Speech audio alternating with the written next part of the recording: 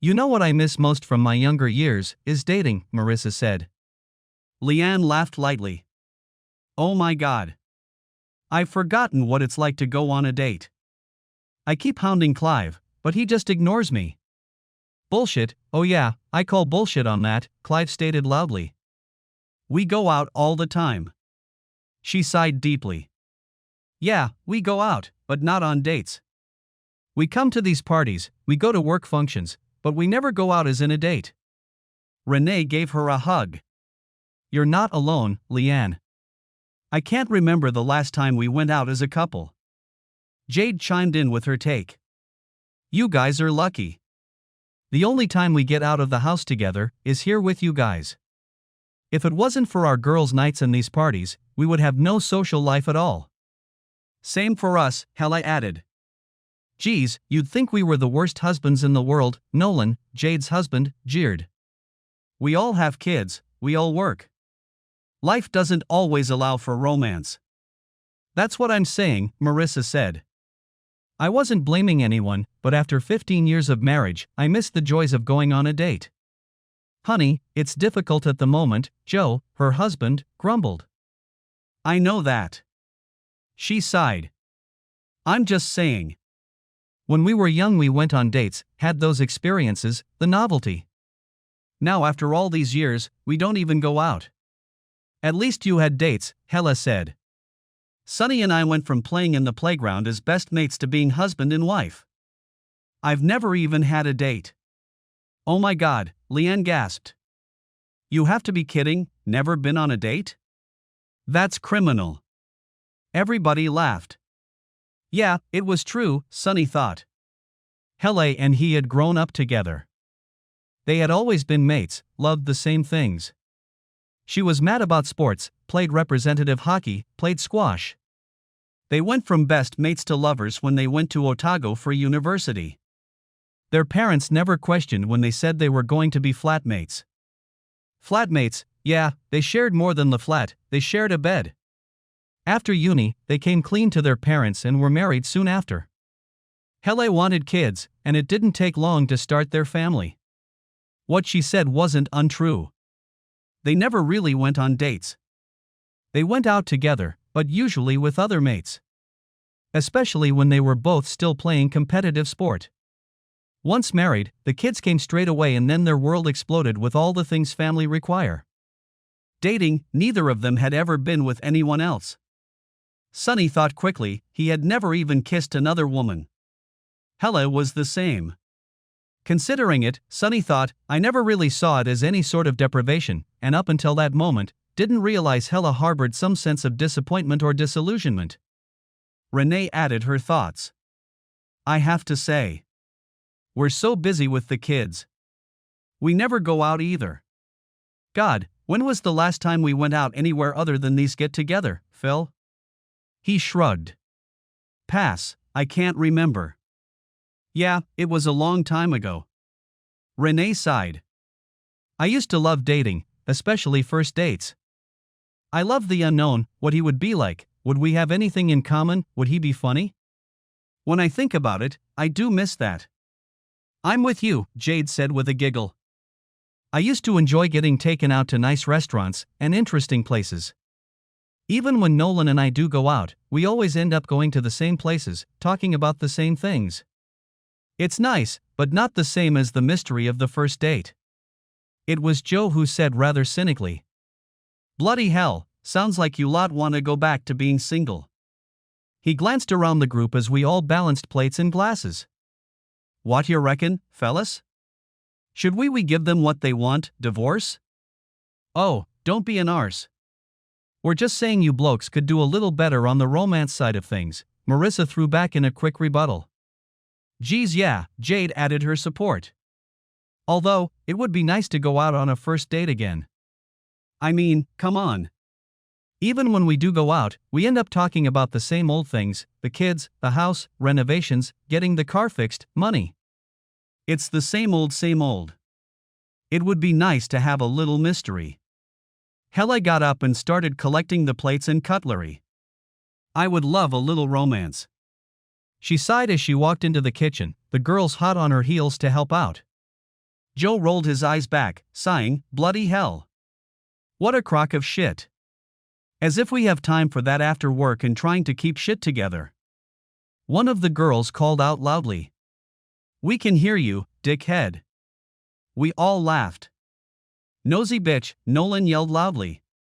The girls walked back in with the dessert, and we finally managed to move off the subject. We had planned to take a Christmas holiday as a group, and we were going over where we would go. Hella's folks had a place up in the Marlborough Sounds. It was only accessible by boat, and it sounded idyllic. It was the top pick so far.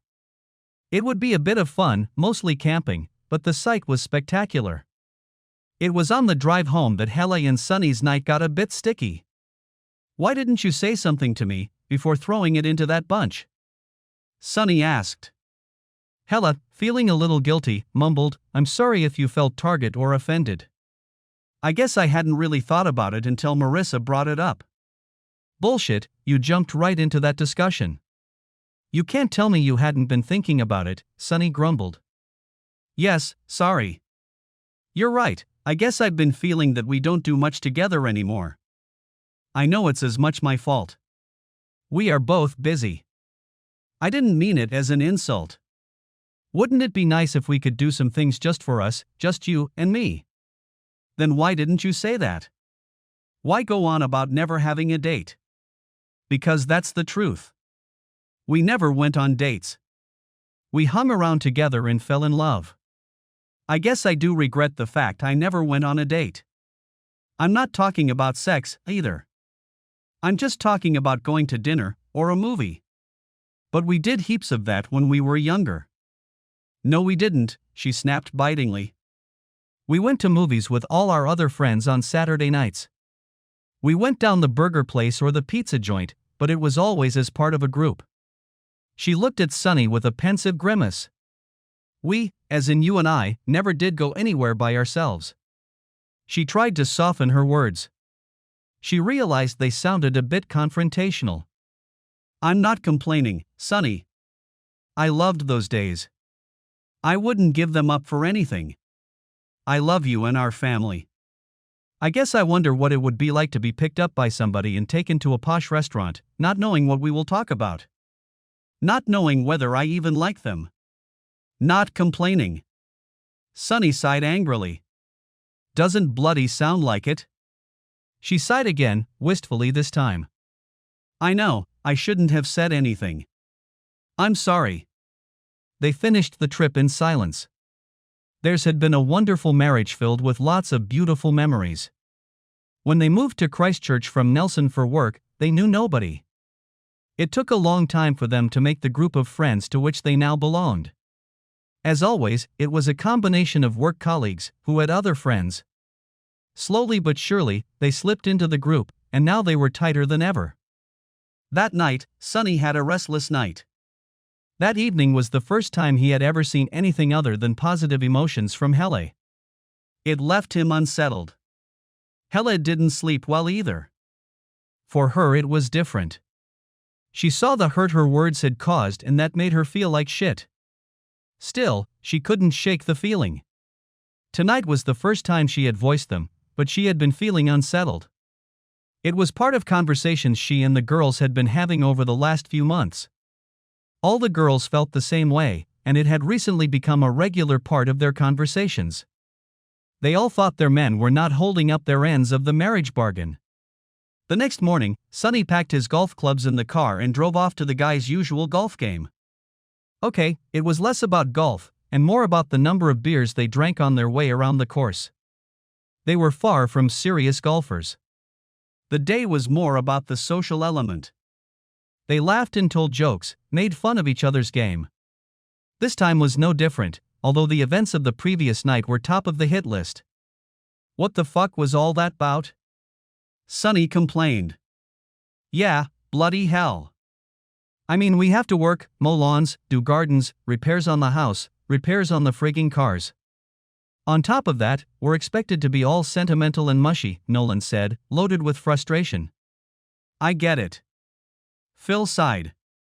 I know what they were getting at. But shit, they had it in for all of us. That was a bit much. You get it? Joe snorted derisively. Fuck me, bro, are you on the rags or something? Fuck you, Phil. I'm just saying we could all do better. It's their fault as much as it is ours. I get home from work absolutely shagged. What do I find when I get home? My wife in old track pants and a sloppy t-shirt. Then she complains when I don't get romantic. Yeah, same at my place, Clive agreed. I'd probably be a little more receptive if she tried a little harder. The old I've got a headache wears thin after a while. Fuck M, Nolan sneered. Maybe we should let M have their fucking dates, so long as we get the same opportunities. There's a couple of hot chicks at work I'd love to get me hands on. You dirty bastard. Phil laughed. There's no way you'd survive that. Your balls would be hanging on the fucking gatepost for all to see. We all laughed at that, Nolan especially. Hey, I can dream, you know. Fuck, it's about all I get these days. It all made Sunny a little uneasy. Hele, by comparison, was a sexy and vibrant woman.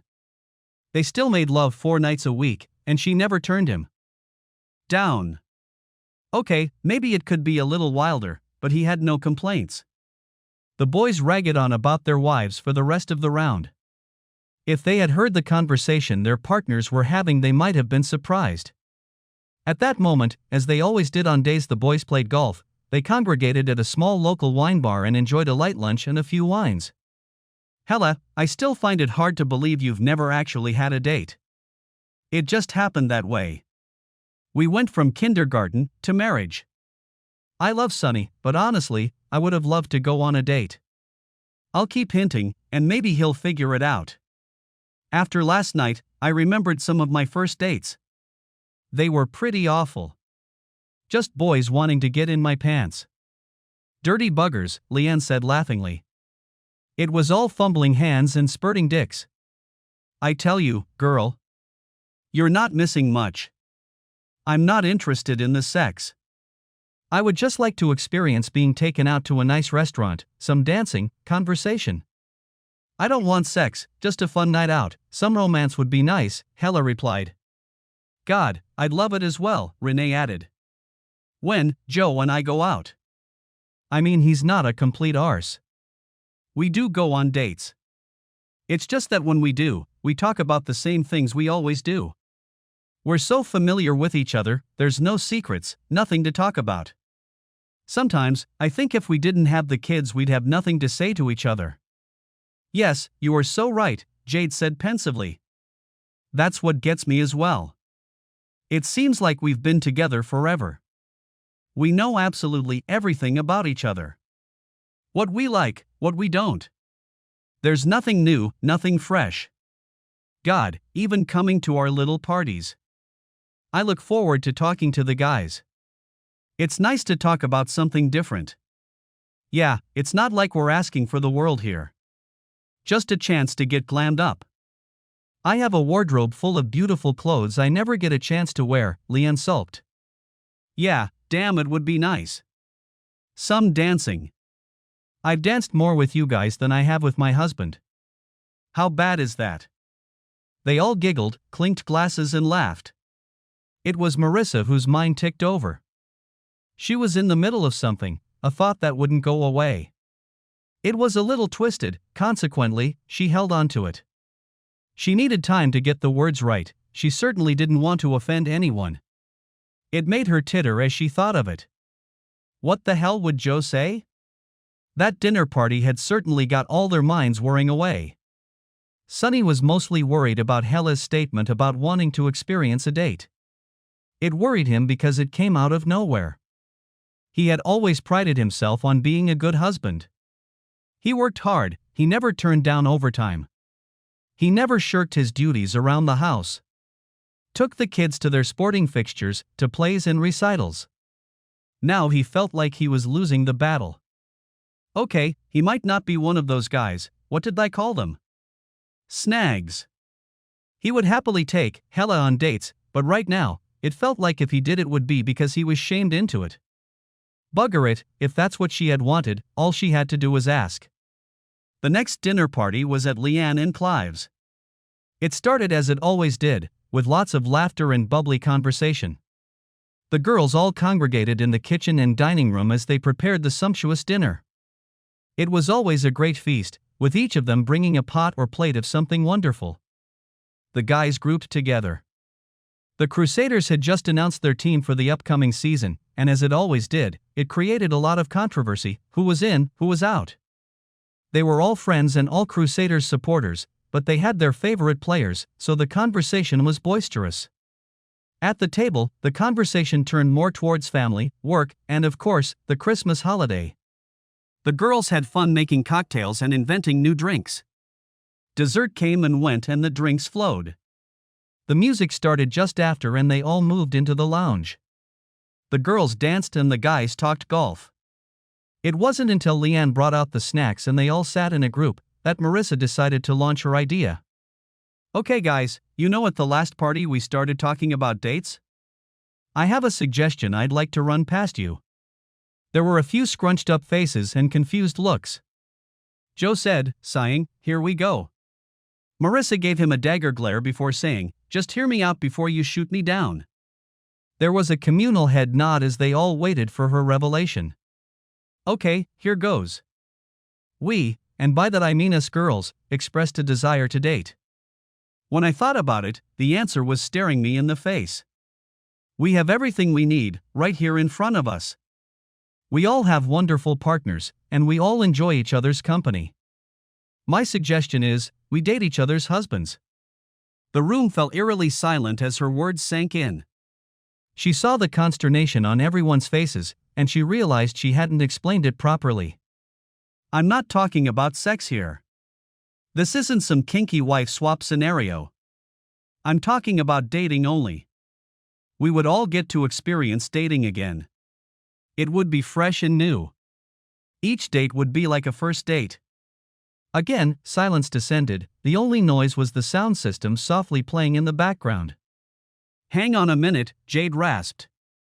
You mean we take turns dating each other's partners? Exactly, Marissa gushed. Each week or so, each husband takes us out on a date. They choose the location, and they pay for everything. We get treated like queens, and we bring a little bit of excitement into our marriages. Holy crap, girl. Where did that come from? Renee said with a sneaky laugh. You never said anything.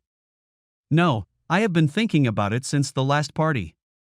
Several of you mentioned you missed the excitement of going on dates.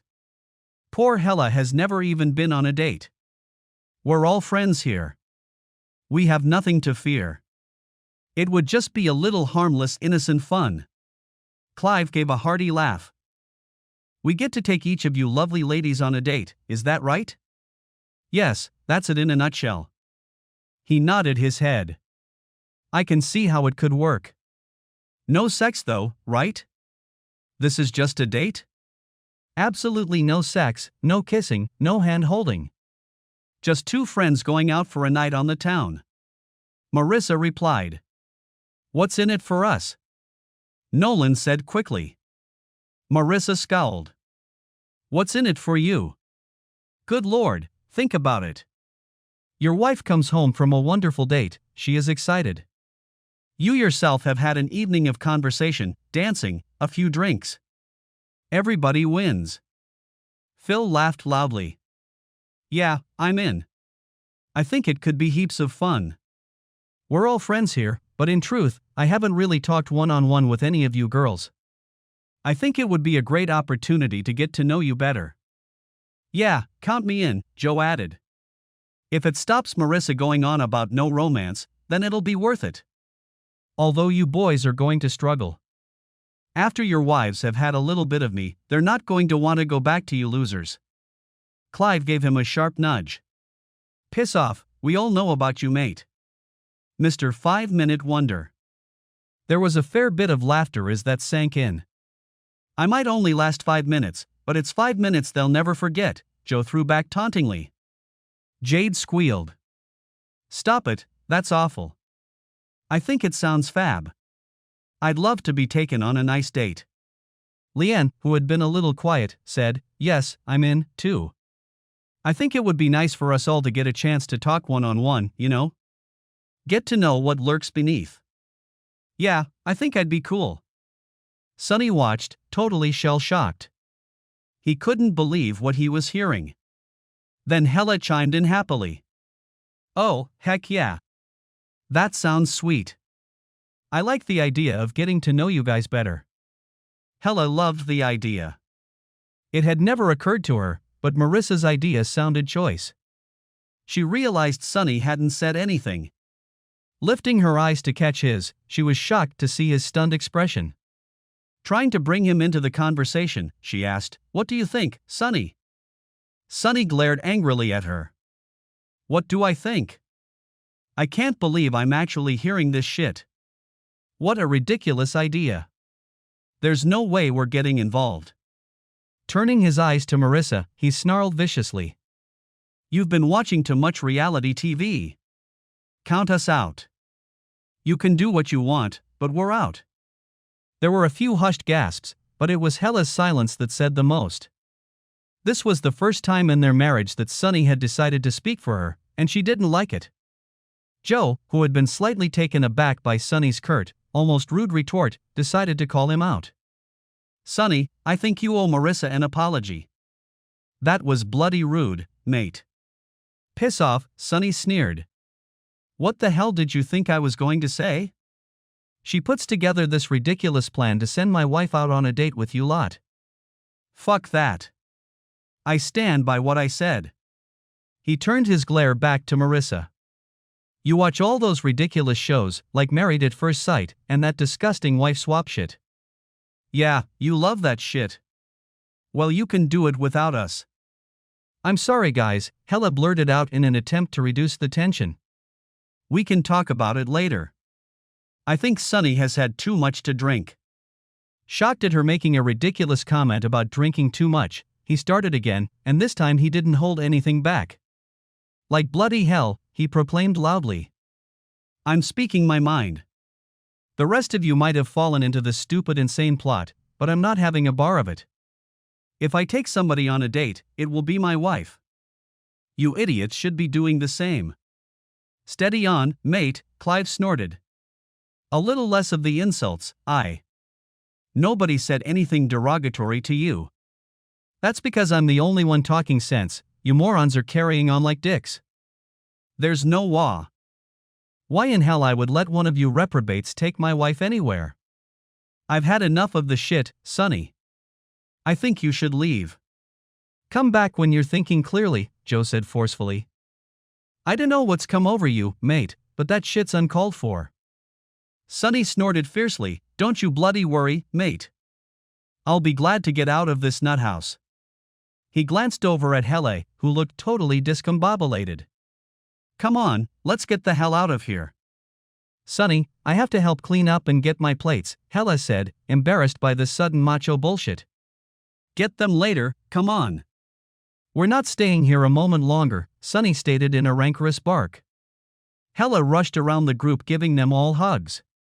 She apologized as she went, saying sorry over and over. Sonny had already walked over to the front door and waited impatiently. Finally in the car, Sonny exploded. What the hell was that all about in there? Was that something you girls already talked about? Don't be daft. I was as shocked as you, she spat back angrily. His outburst had left her feeling ashamed and embarrassed. Then why the hell did you agree to that? I don't know what your problem is, Sonny, but I thought it sounded like fun. She tried to keep the exasperation from her voice, but it flowed out, and once she started she couldn't stop. You were so bloody rude in there. Those people are our best friends, we're closer to them than we are with our family.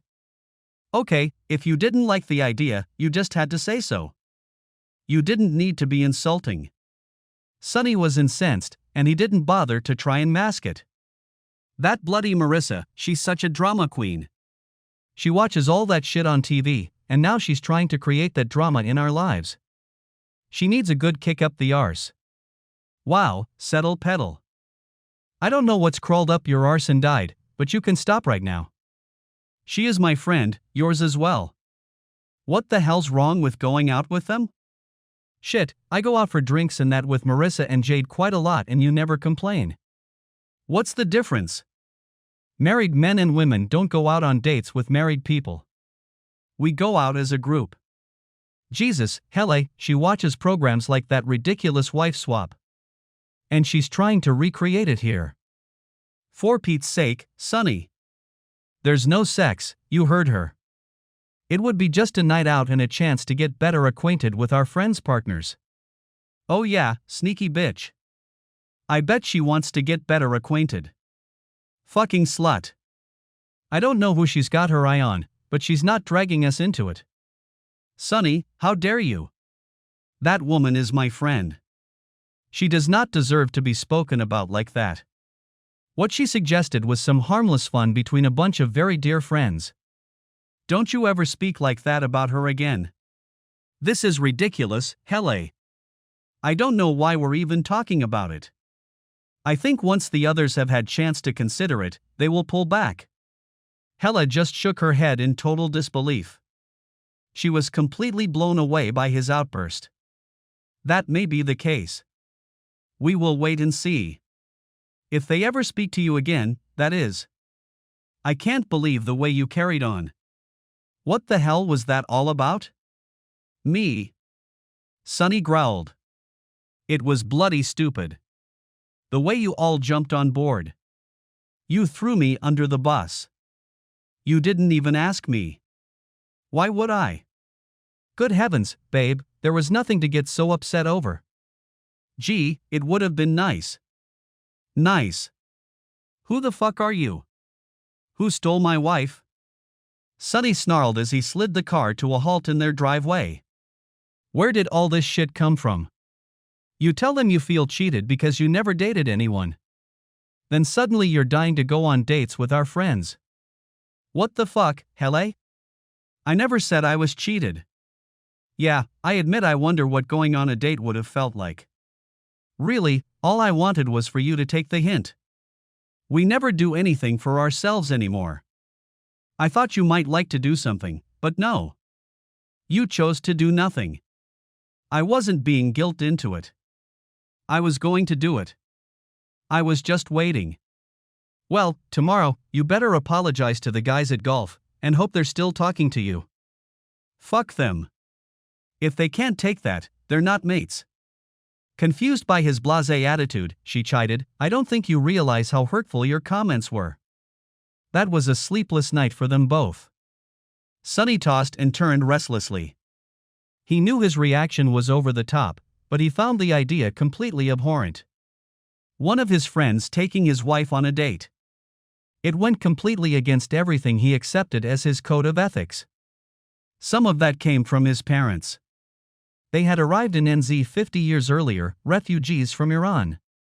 They weren't strict Muslims, but like most refugees, they kept the faith loosely. If his mother heard about this, she would be disgusted. God knows what his father would say. In the morning, Sonny decided he would go for a run. He wasn't going to play golf. Ha, mates. If they were going to accept the stupidity of Marissa's suggestion, they were no mates of his. Hella slept in. Her sleepless night left her feeling tired. Sonny was gone when she rose. God, I hope he is sensible enough to apologize, she said to herself as she filled the washing machine. She got breakfast for herself and the kids, who were moping around. The kids were waiting to go off with their friends for the day. Amy was heading to a netball tournament. Kirk was off skateboarding with some mates. That left Hella free to go and meet the girls at the wine bar for lunch. She felt terrible about the previous night. Sonny had behaved like a real arse and made a complete fool of himself. In truth, she felt embarrassed by the way he flew off the handle. Sucking in a big breath, she walked into the bar. The girls were already there. When they saw her, they all jumped up and hugged her. There were even some tears. God, what happened last night? Marissa asked. I don't know. I can't explain it. I have never seen him act like that. It was so over the top. I'm sorry, Marissa. I hope you can forgive us. Don't be silly. It wasn't your fault. Of course we forgive him. Joe said he was going to talk to him today. See if they can iron out what happened. Oh God. Hella sighed. Thank God. I've been so nervous. I can't say sorry enough. The waiter came and collected their order as they sipped on their wines. What did he say after you guys left? Jade inquired. Gee, you guys saw the lighter stuff. He was like a crazy man when we got in the car. But he refused to explain, just went on and on speaking nonsense. Really? Leanne gasped. You poor dear. The man is a dick, I mean for heaven's sake. What's wrong with him? Everybody else thought it was a great idea. It's a bloody brilliant idea, Renee gushed. I was so looking forward to it. I guess it's all over now though. Why? Jade gasped. Why should he spoil it for the rest of us? It would hardly be fair, leaving Hella sitting on the sidelines. Girls, nobody has to sit and watch. I think that we should proceed as if nothing has happened. Come on, Sonny is a smart guy. I don't know why he's so upset, but the boys'll straighten him out. I think he will get over it once he gets over his fit of whatever that was. I think he'll enjoy it. I don't know. Hella sighed. Last night, God, he was so crazy. I think he totally got it wrong. He's not that sort of guy. At least I never got that vibe from him, Renee added. He's not, he never gets angry like that. It took me completely by surprise, Hella replied. Then we should just go ahead. He can't tell you what to do, Hella. He doesn't control your body, Marissa stated firmly as the food turned up. Yes, even if he doesn't want to get in on it, you can still enjoy a few dates. The boys will look after you. Do you think? Hella sighed. He was so angry. Honey, I think he was just caught off guard and letting off steam. I don't know why he would be so upset over going on a date with us, we're bloody delightful, Leanne said with a giggle. I think it was more me going with the guys. He thinks it's some sort of sexual thing, Hella said sadly. Sex? Oh, God no. No disrespect, girls, but I'm not banging your husbands, Jade said with a loud laugh. Amen to that, Leanne added. I'm not looking for sex. If you girls are, then I'm out. No, if that's what he thinks, then hopefully the boys'll put him straight. This was never meant to be sexual, just some fun. Sweet, Renee said. I was sort of hoping the boys would make it a bit competitive and try to outdo each other. Oh, hell yes, Jade said reaching across and high-fiving Renee. That would be so choice. Think of the dates we might get. The mood lifted quickly as they all got into the spirit of it. Even Hella enjoyed the joking. It will be just like our early dates. They'll be doing all the hard work, showing off, and still getting nothing. Oh, that's just dumb. They will get their rewards. Just not with the sweetie they took on the date. I'm hoping you ladies will get my man all excited, and I'll enjoy the benefits. Marissa said with a sexy giggle. I just want them to make a fuss, Leanne added. They all headed off home to get dinner. Hella considered her options. She was so pissed off at Sonny. The afternoon had been full of the girls making fun of him, and it was embarrassing. Why did he do it, she said to herself, turning into their driveway. As she walked inside, she was surprised to see Sonny getting himself a beer from the fridge. What are you doing home so early? I didn't golf, I went for a run. I've been home for ages. I suppose you met up with the girls? Yes, she said curtly. Why didn't you play golf with the boys? Didn't feel like it. Look, last night, I may have overreacted. I feel a little embarrassed by some of the things I said, Sonny said quietly. Babe, it's okay. I think I understand. I could see how shocked you were. I'm sure if you apologize, the guys will forgive you. Hella, he said. I'm embarrassed because of the way I vented, but I stand by the comments. Marissa was way out of line to suggest I would be okay with you dating anybody other than me. I don't know what her game is, or why she suggested it. I'm telling you here and now. I am not okay with it. Not now, not ever. Sonny, there's no hidden agenda. It is 100% not about sex. If that's what's worrying you, then stop, because that's not what it's about. Then tell me, what the hell is it about, Hele? God, I can't believe how rigid you're being about this. It goes back to the other night, when we were all talking about dating. It was Marissa's idea that we could recreate some of the excitement of dating. Bring some spontaneity and excitement into our lives. We can do that without including others, Hele. Sonny, it was just a harmless suggestion.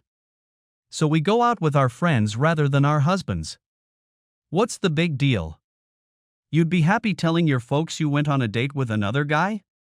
Sonny could feel the shame rising like an angry horde of ants racing up his esophagus. Yes, once I explained what it was all about, Mom would laugh her tits off, Hele said gaily. Come on, honey, you're making way too much of this. Surely you would enjoy spending an evening with any of the other girls. They're attractive, smart, funny women. If you let yourself go a little, you would enjoy it. My parents would have a flying fit. Mom would die of embarrassment. Sonny sighed. We don't have to tell them. I know with their religion it might seem weird. Don't you get it, Hele? If I'm too embarrassed to tell my parents, then it shouldn't be happening in the first place. What if our other friends see you on a date with Clive, for instance? For God's sake. We just tell them. They'd be bloody jealous that they didn't think of it. I don't think so. I hate to play the bad guy, but I absolutely forbid it. We are not getting involved, and if they go ahead with it, then I think we should seriously reconsider our group of friends. You forbid it? Hele said flabbergasted. You can't stop me, Sonny. You might not like it, but you can't bloody well stop me. So pull your fucking head in. Hele, I'm warning you, he snarled. I am still your husband. In total shock at his draconian stance, Hele shook her head in utter disbelief. You cannot tell me what to do. We are a partnership. We both work, we are supposed to be equals here. We are, at least that's what I always thought, Sonny gasped in outrage. Being an equal means, if either of us doesn't like it, we don't do it. I absolutely hate the idea of you getting dressed up to go out with another man. I bloody hate it. For heaven's sake. It's dinner, a movie, or dancing. That's all it is. We all go home to our spouses at the end of the evening. Hopefully, all stimulated and refreshed. Then we all share in it. Think about it, Sonny. You enjoy a wonderful evening, eating good food, enjoying sparkling conversation with one of our closest friends. You find out things about her you didn't know. Share little secrets, enjoy the intimacy of another woman's company in a totally safe, warm environment. All fun, with no risks. No, you can try to make it sound like that, but the truth is, somebody will say something stupid, and there are risks. What if while you're dancing, Clive comes on to you? What if he wants more than just a friendly date? What if he wants sex? Oh, come on, really? Clive. Jesus, Sonny. You're being preposterous. It could happen. He has too much to drink, forgets about the rules. Maybe it's not Clive. Maybe it's Nolan. Nobody's going to risk their marriage for a feel of my bum, Sonny. I don't care. It's not happening, I won't allow it. His firm stance, hands on hips, jaw set firmly, really pissed off Hele. I have already told them I'm in. I'm actually looking forward to it, Hele said firmly. Just then, Amy rushed in through the door screaming. We won. We won. She jumped into Hele's arms and hugged her. What a day, Mom. I don't think I have ever played as well as I did today. She turned and reciprocated with her father, and it was then she noticed the tension. Standing down, she spluttered nervously, What's going on? Nothing, dear. Your father and I had a little disagreement. You go and shower. I want to hear all about the game. As Amy walked off, Hella snapped, "The kids don't have to know why we're fighting? Don't be bloody daft. They're going to find out when they see you going off on a date with another man." Idiot. I wasn't suggesting we keep it a secret. I'm just saying that they don't need to know their father's an arse. Sonny stormed off out to his man cave. He was happy to bury himself in his latest project, rebuilding the turbo for his Triumph TR6. The call for dinner brought him out of his deep mood. Ever since Hella drew her line in the sand, he had been trying to figure out what his options were. If she followed through and actually went on the date, what should he do? Inside, Amy wanted to talk about nothing but netball. At least it raised the spirits. Kirk as well had a good day, and they had a very pleasant dinner. That night, Sonny and Hella may have shared a bed, but it was cold, and there was definitely no intimacy. Sonny wasn't looking forward to work. He wondered how Joe and Phil would approach it. His reservations were quelled as he made himself a cup of tea. Joe walked up and lifted a cup down from the cupboard. "Where were you yesterday?" "We waited for the best part of an hour." "The least you could have done is messaged us to say you weren't coming." "Sorry, I didn't think you guys would want me there," Sonny stated curtly. "See? Cool, I'm glad you can see my side. Mate, don't get me wrong. There's no grudge, but I don't for the life of me see why you got so bloody angry. If you didn't like Marissa's idea, that's all you had to say. The way you went about, that was fucked up, bro. Sorry, but I see it differently. I was totally blindsided by it. Scared the bejesus out of me." "You weren't alone, mate. We were all caught off guard, but your reaction was way over the top." Sonny sipped his tea. "You guys aren't going ahead with it, are you? I mean, shit, you can't be bothered to take your own wife out. Now you want to take mine? What the fuck?" "Sonny, we have all dropped the ball. You, me, and the others. We all take our women for granted. This actually makes sense. We can treat them a bit special. Okay, I take Hella out, and you take Marissa out. We all have a good night. We come home, our wives are happy, and we finish the night in the sack. If you treat Marissa nicely, she will be all excited. You do all the hard work, and I get the benefits. The same goes for Hella. Trust me, mate, happy wife, happy life." "Sorry, Joe, but it isn't happening, mate. No fucking way." "I have nothing against Marissa, but I don't want to take her on a date. It would be bloody uncomfortable." "I wouldn't know what to say. Christ, man, I hardly know her." "That's the point. I don't know Hella either." "Yeah, we chat at the parties, but I don't really know her." "We can all become better friends. We will all know more about each other." "Nope, not happening. I've already told Hella. We are not getting involved." "Oh man, don't be like that. Fuck sake, what harm is there in it? There's no bloody sex involved. Marissa already said, if I so much as hold hands with any of the other wives, I'll be dead by morning. This is purely friends having fun." Just then, Phil arrived. "Hey, arsehole. Why didn't you fucking call? We stood around for bloody ages waiting. I already said sorry to Joe." The conversation quickly degenerated. Tempers were rising. It was only the presence nearby of other employees that stopped it getting completely out of hand. A cold truce was formed. Usually the three sat together for morning tea and lunch. Now, they didn't even share the same table. It created a lot of gossip. Sonny was further angered when the boys told their workmates what was going on. Didn't they have any shame? Sonny thought to himself as he heard Joe telling one of their colleagues. Then it wasn't just that others knew, it was the scornful glances from people who knew. He had to listen to men and women giggling about what a fool he was. That hurt even more.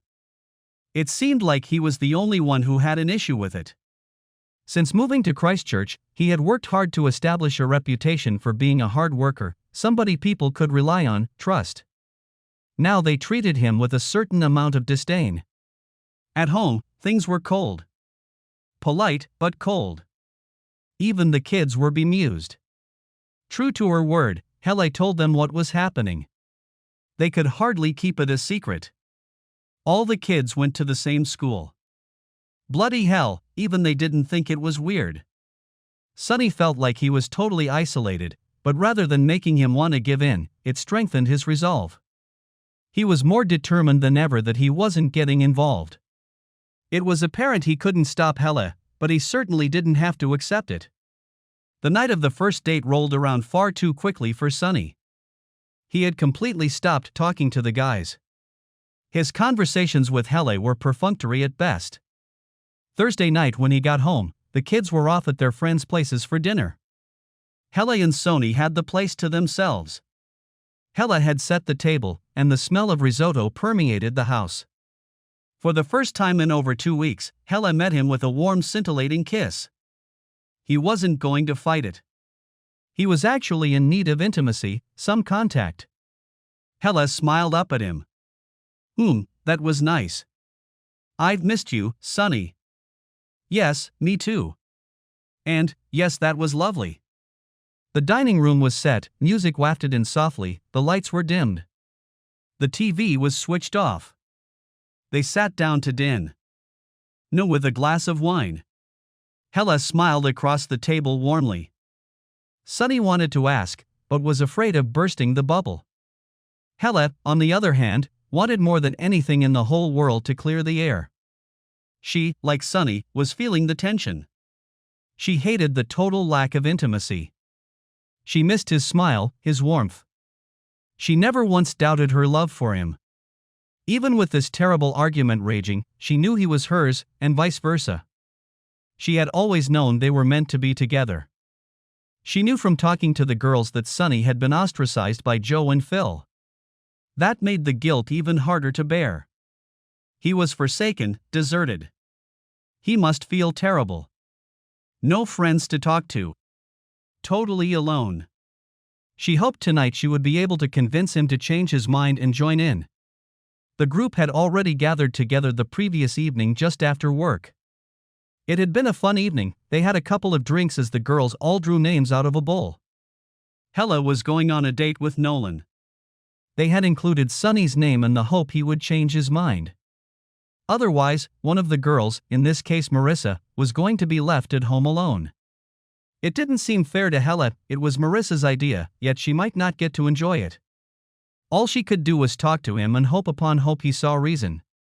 After their second glasses of wine, she said softly, trying ever so hard not to sound confronting. "Can we talk please, babe? I want to fix things between us. Yes, things have gotten out of hand. I think we should try to clear the air." "Thank you," she said, reaching across to stroke his hand lovingly. "I'm sorry for the way things have gone recently. I know it's been hard, especially for you. Have you given the situation any more thought?" "Of course I have." "Bloody hell. What do you think?" "Sorry, that was a stupid thing to say. What I mean is, have you reconsidered?" This is what Sonny had been dreading.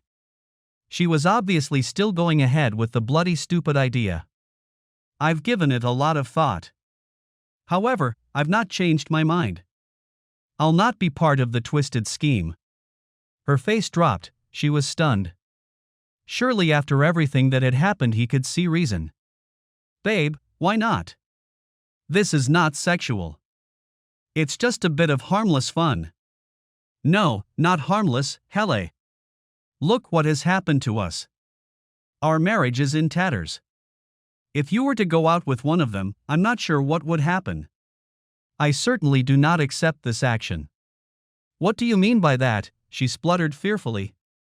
"I mean, I might not be able to stop you from going, but I don't have to accept it.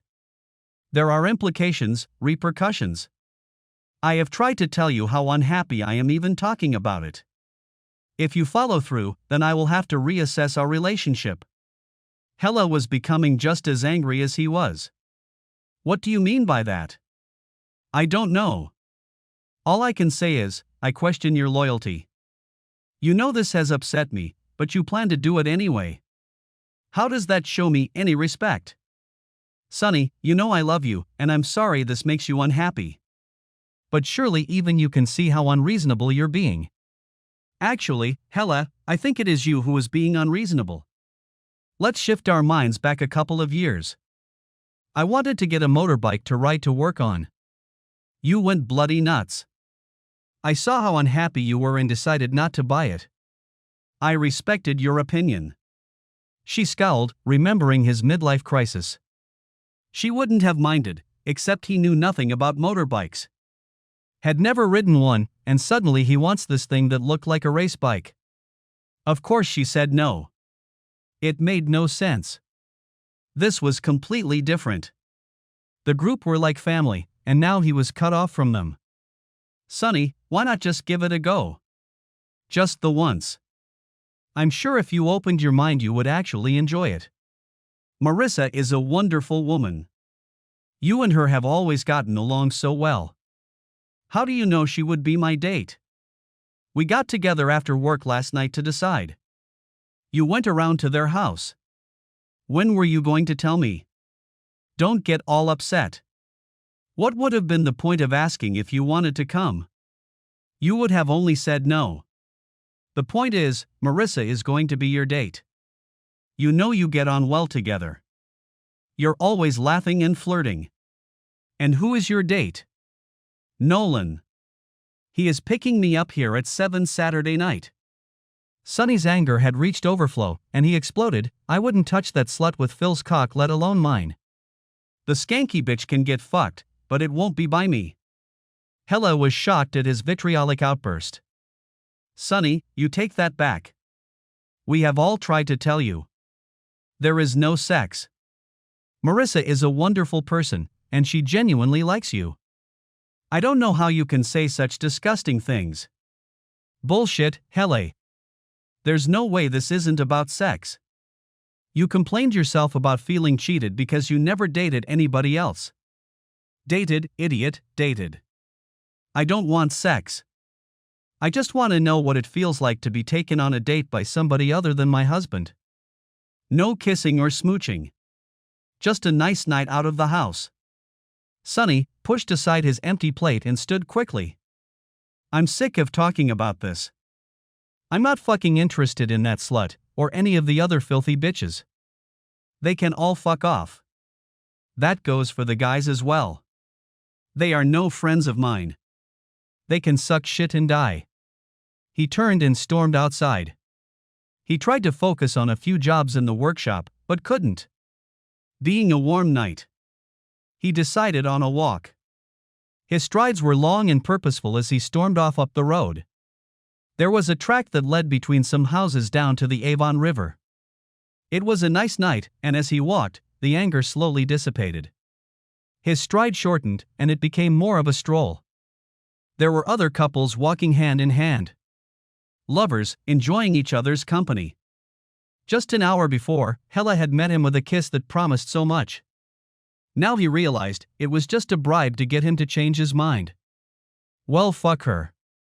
Hella sat at the table, her head in her hands. That had gone terribly, and she had probably made it worse rather than better. What she couldn't understand is why he was being so obstinate, so rigid. To her it sounded marvelous. A night out, a chance to glam up, or something nice, enjoy some different conversation.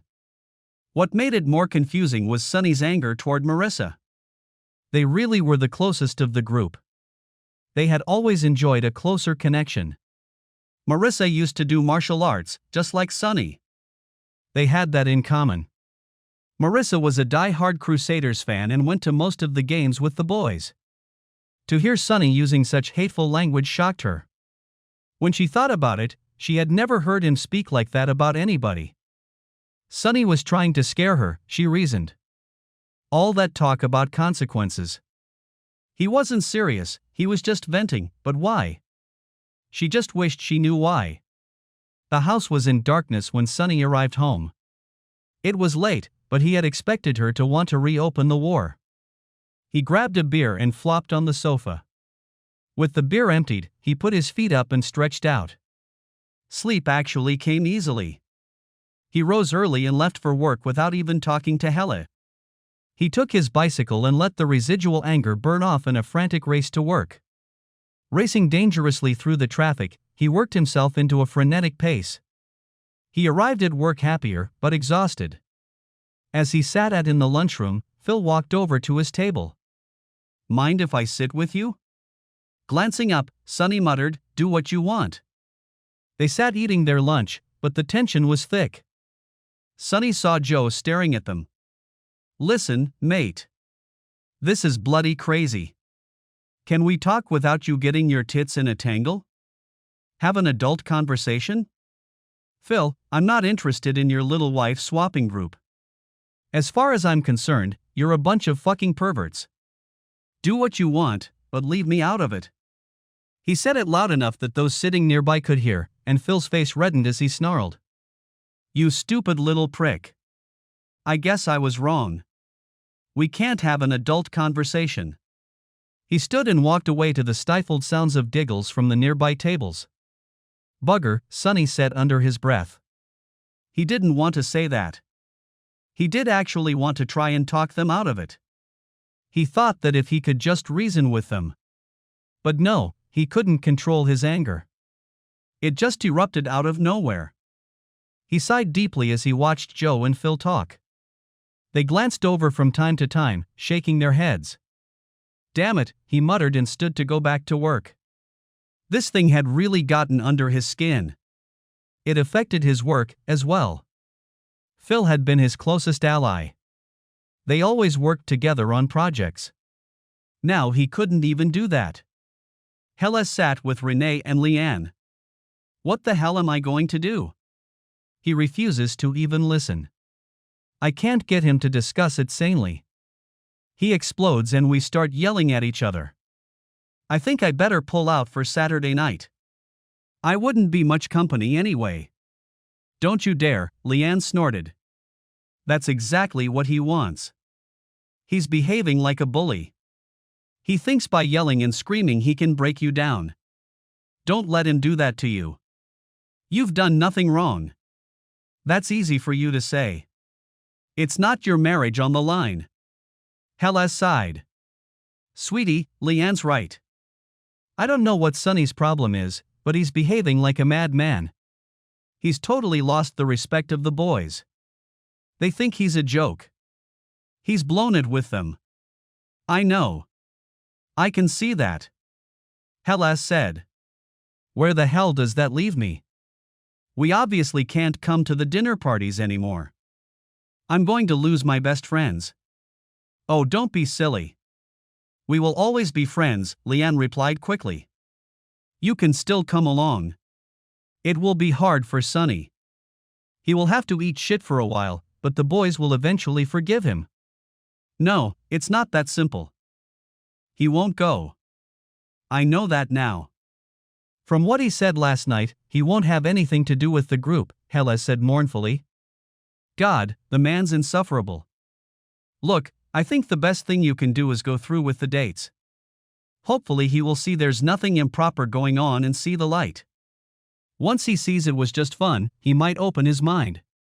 Helle was unconvinced, but as her friends continued, she realized there was probably no going back anyway. He was such a pig-headed bugger. What irked her the most was the pettiness of Sonny's attitude. He refused point-blank to enter into any really helpful dialogue. He just kept saying no without really explaining his position. If they were talking about sex, then she could understand, but his refusal to even talk it through, or even bend a little, it frustrated the shit out of her. Friday night was horrific. Sonny stormed around like a bull in a china shop.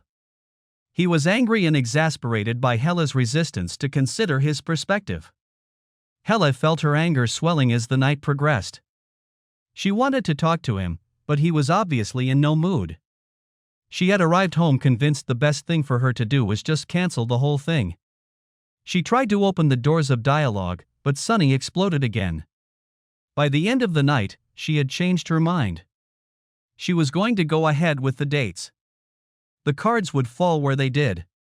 Christ, it wasn't like she was doing anything wrong. All the other husbands saw it for what it was, and the previous evening seeing the excited banter as they each taunted the others with how fabulous their dates were going to be was so much fun. Everybody was so into it. If only Sonny could open whatever dark door was closed inside his head, he would be able to join in. Reflecting, she pictured Sonny and the boys laughing and provoking the others. All of them got on so well together. They spent hours slinging shit at each other. Now he was alone, he didn't even have his mates to lean on. Saturday morning, Sonny took Kurt to his basketball training and Amy to gymnastics. He got home to find a note from Hella. She had gone to the hairdresser's. The kids rushed off to shower and get their own lunches. Sonny decided if he was going to be stuck home alone, he would order in the Hobson-Jacobs fight on pay-per-view. At least watching the fight would keep his mind off what was going on. Amy was going to have a sleepover with Jocelyn, Leanne's daughter.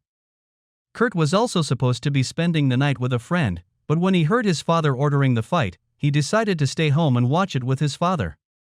Recently both kids had tried to spend as much time away from their parents as they could.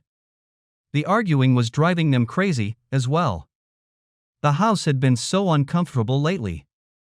At the hairdresser's, Hella and Marissa were getting their hair styled. "What are you going to do tonight, Marissa?" Hella asked. "Well, I was going to cook up something and take it over to your house. If Sonny is going to be home alone, I thought I'd take the opportunity to visit. I wondered if he might open up to me if we were alone. I always thought we were mates. We used to be able to talk. What do you think?" "Sounds good, you're right. You were close with him. If he is going to talk, you've got as much chance as anyone. As far as I know, he isn't going anywhere or doing anything. He said some nasty shit to me, but I'm sure he didn't mean it. I actually feel sorry for the dumb arse.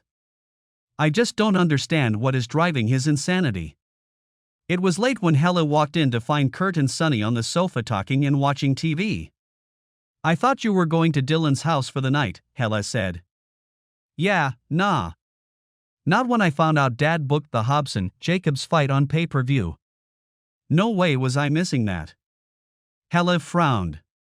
"But they are expecting you?" "I'll call them later. We weren't doing anything special. Just playing Fortnite. But his mother will have already started dinner." "That's not fair, Kirk." She turned to Sonny. "You can record the fight, can't you?" "Yeah, I suppose so. Seems pointless. He can just call Dylan." "No." Hella snapped. "I know Carol will have already started dinner. They're expecting him." Seeing another argument brewing, Kirk said, "Cut it out, I'll go to Dylan's." "You can record the fight for me, can't you, Dad?" "Yeah, buddy. I can do that." Hella sighed. "Thank you, Kirk. Sorry for being so short." She was thinking, phew, crisis averted. She was hoping that Marissa could talk some sense into Sonny. She went up to the bedroom to prepare for the evening. She loved the thought she was going on a date. For the first time in her life. Nolan had already told her to dress casually and to wear something she could dance in. She spent an age trying to figure out what to wear. Casual, but for a date, and something she could dance in. Nolan had said it wouldn't be ballroom dancing, so she was expecting a dance club. She finally found something she felt looked good. She finished her makeup and proudly walked out to face Sonny. She decided to be bold. As she walked into the lounge, she did a twirl. "What do you think?" Sonny shrugged. It wasn't overtly sexual, it was a lot more casual than he had expected. He couldn't resist taking a shot. "I'm sure your boyfriend will enjoy it. Looks easy to get off." "Oh, for fuck's sake, Sonny." Nolan was due in a few minutes to pick her up. She was surprised to see Sonny heading for the door. "Where are you going?" "I'm going to get a burger for dinner. I can't be bothered cooking. I'll be gone when you get back." "Do I get a kiss?" "Not a chance in hell. I can't stop you going, but I most certainly don't accept it." Without further ado, he walked out the door. "Fuck." Hella snorted. This isn't going to be any fun at all. She mused, how the hell am I supposed to enjoy this, with him acting like that? She was almost ready to call it off when Nolan turned up. She met him at the door, and he escorted her out to the car. As they drove off, Nolan said with a wolf whistle, "Damn, you are looking sexy as hell. Real pretty." She blushed a little, enjoying the compliment. Not for the first time, she gave Nolan an appraising look. Very nice. He had dressed casually, but still looked nice. He was about 5 or 6 years younger than she was, and he was fit as hell. He did triathlons, so was pretty ripped. "Where are we going?" she asked, curious to at last find out whether she had dressed appropriately. The conversation flowed really well. Nolan was a nice guy, he never let the conversation slip into awkward silences, he more than carried it. It took Helen no time at all to feel comfortable. As they drove past Orange Theory Stadium, Hella commented, "Holy shit, look at the crowds over at the stadium. Wonder what's going on there tonight? 660 are playing a doubleheader with Lab. Wow, no wonder the crowd's so huge. Both of them on the one card, God, that'd be sweet as." Nolan laughed. "Yeah, I heard it sold out weeks ago. It's going to be mega. I would love to see them live." "I love Lab as well, loved their latest single." They pulled up at Koji, a Japanese restaurant on Lincoln Road. Nolan scooted around and opened her door, offering his hand to help. Inside it was lovely, and as he had in the car, Nolan made sure the conversation flowed. He filled the date with stories of his overseas travel. He had taken a big OE opportunity straight after graduating uni. Hella listened intently to his hilarious tales of his adventures. It made her aware of how little she knew about him. It was just like Marissa had said. Although they had been friends for 5 years, none of the group knew their friends' spouses that well. Hella was, in fact, a little envious of Nolan's travels. It was something she and Sunny had never yet achieved. Their family arrived so quickly they didn't have that chance. They did, however, have plans. They hoped that by having their family young, they would have opportunities before they were too old. The food was delicious, the conversation uplifting, and the evening flowed so wonderfully. Nolan had made her feel special without making it creepy. It amazed her how different it was to be with somebody else in this type of environment. It felt very elucidating to her. It didn't help her wondering how Marissa had got on with Sunny. "Oh God, I hope she has made him see sense," she thought to herself.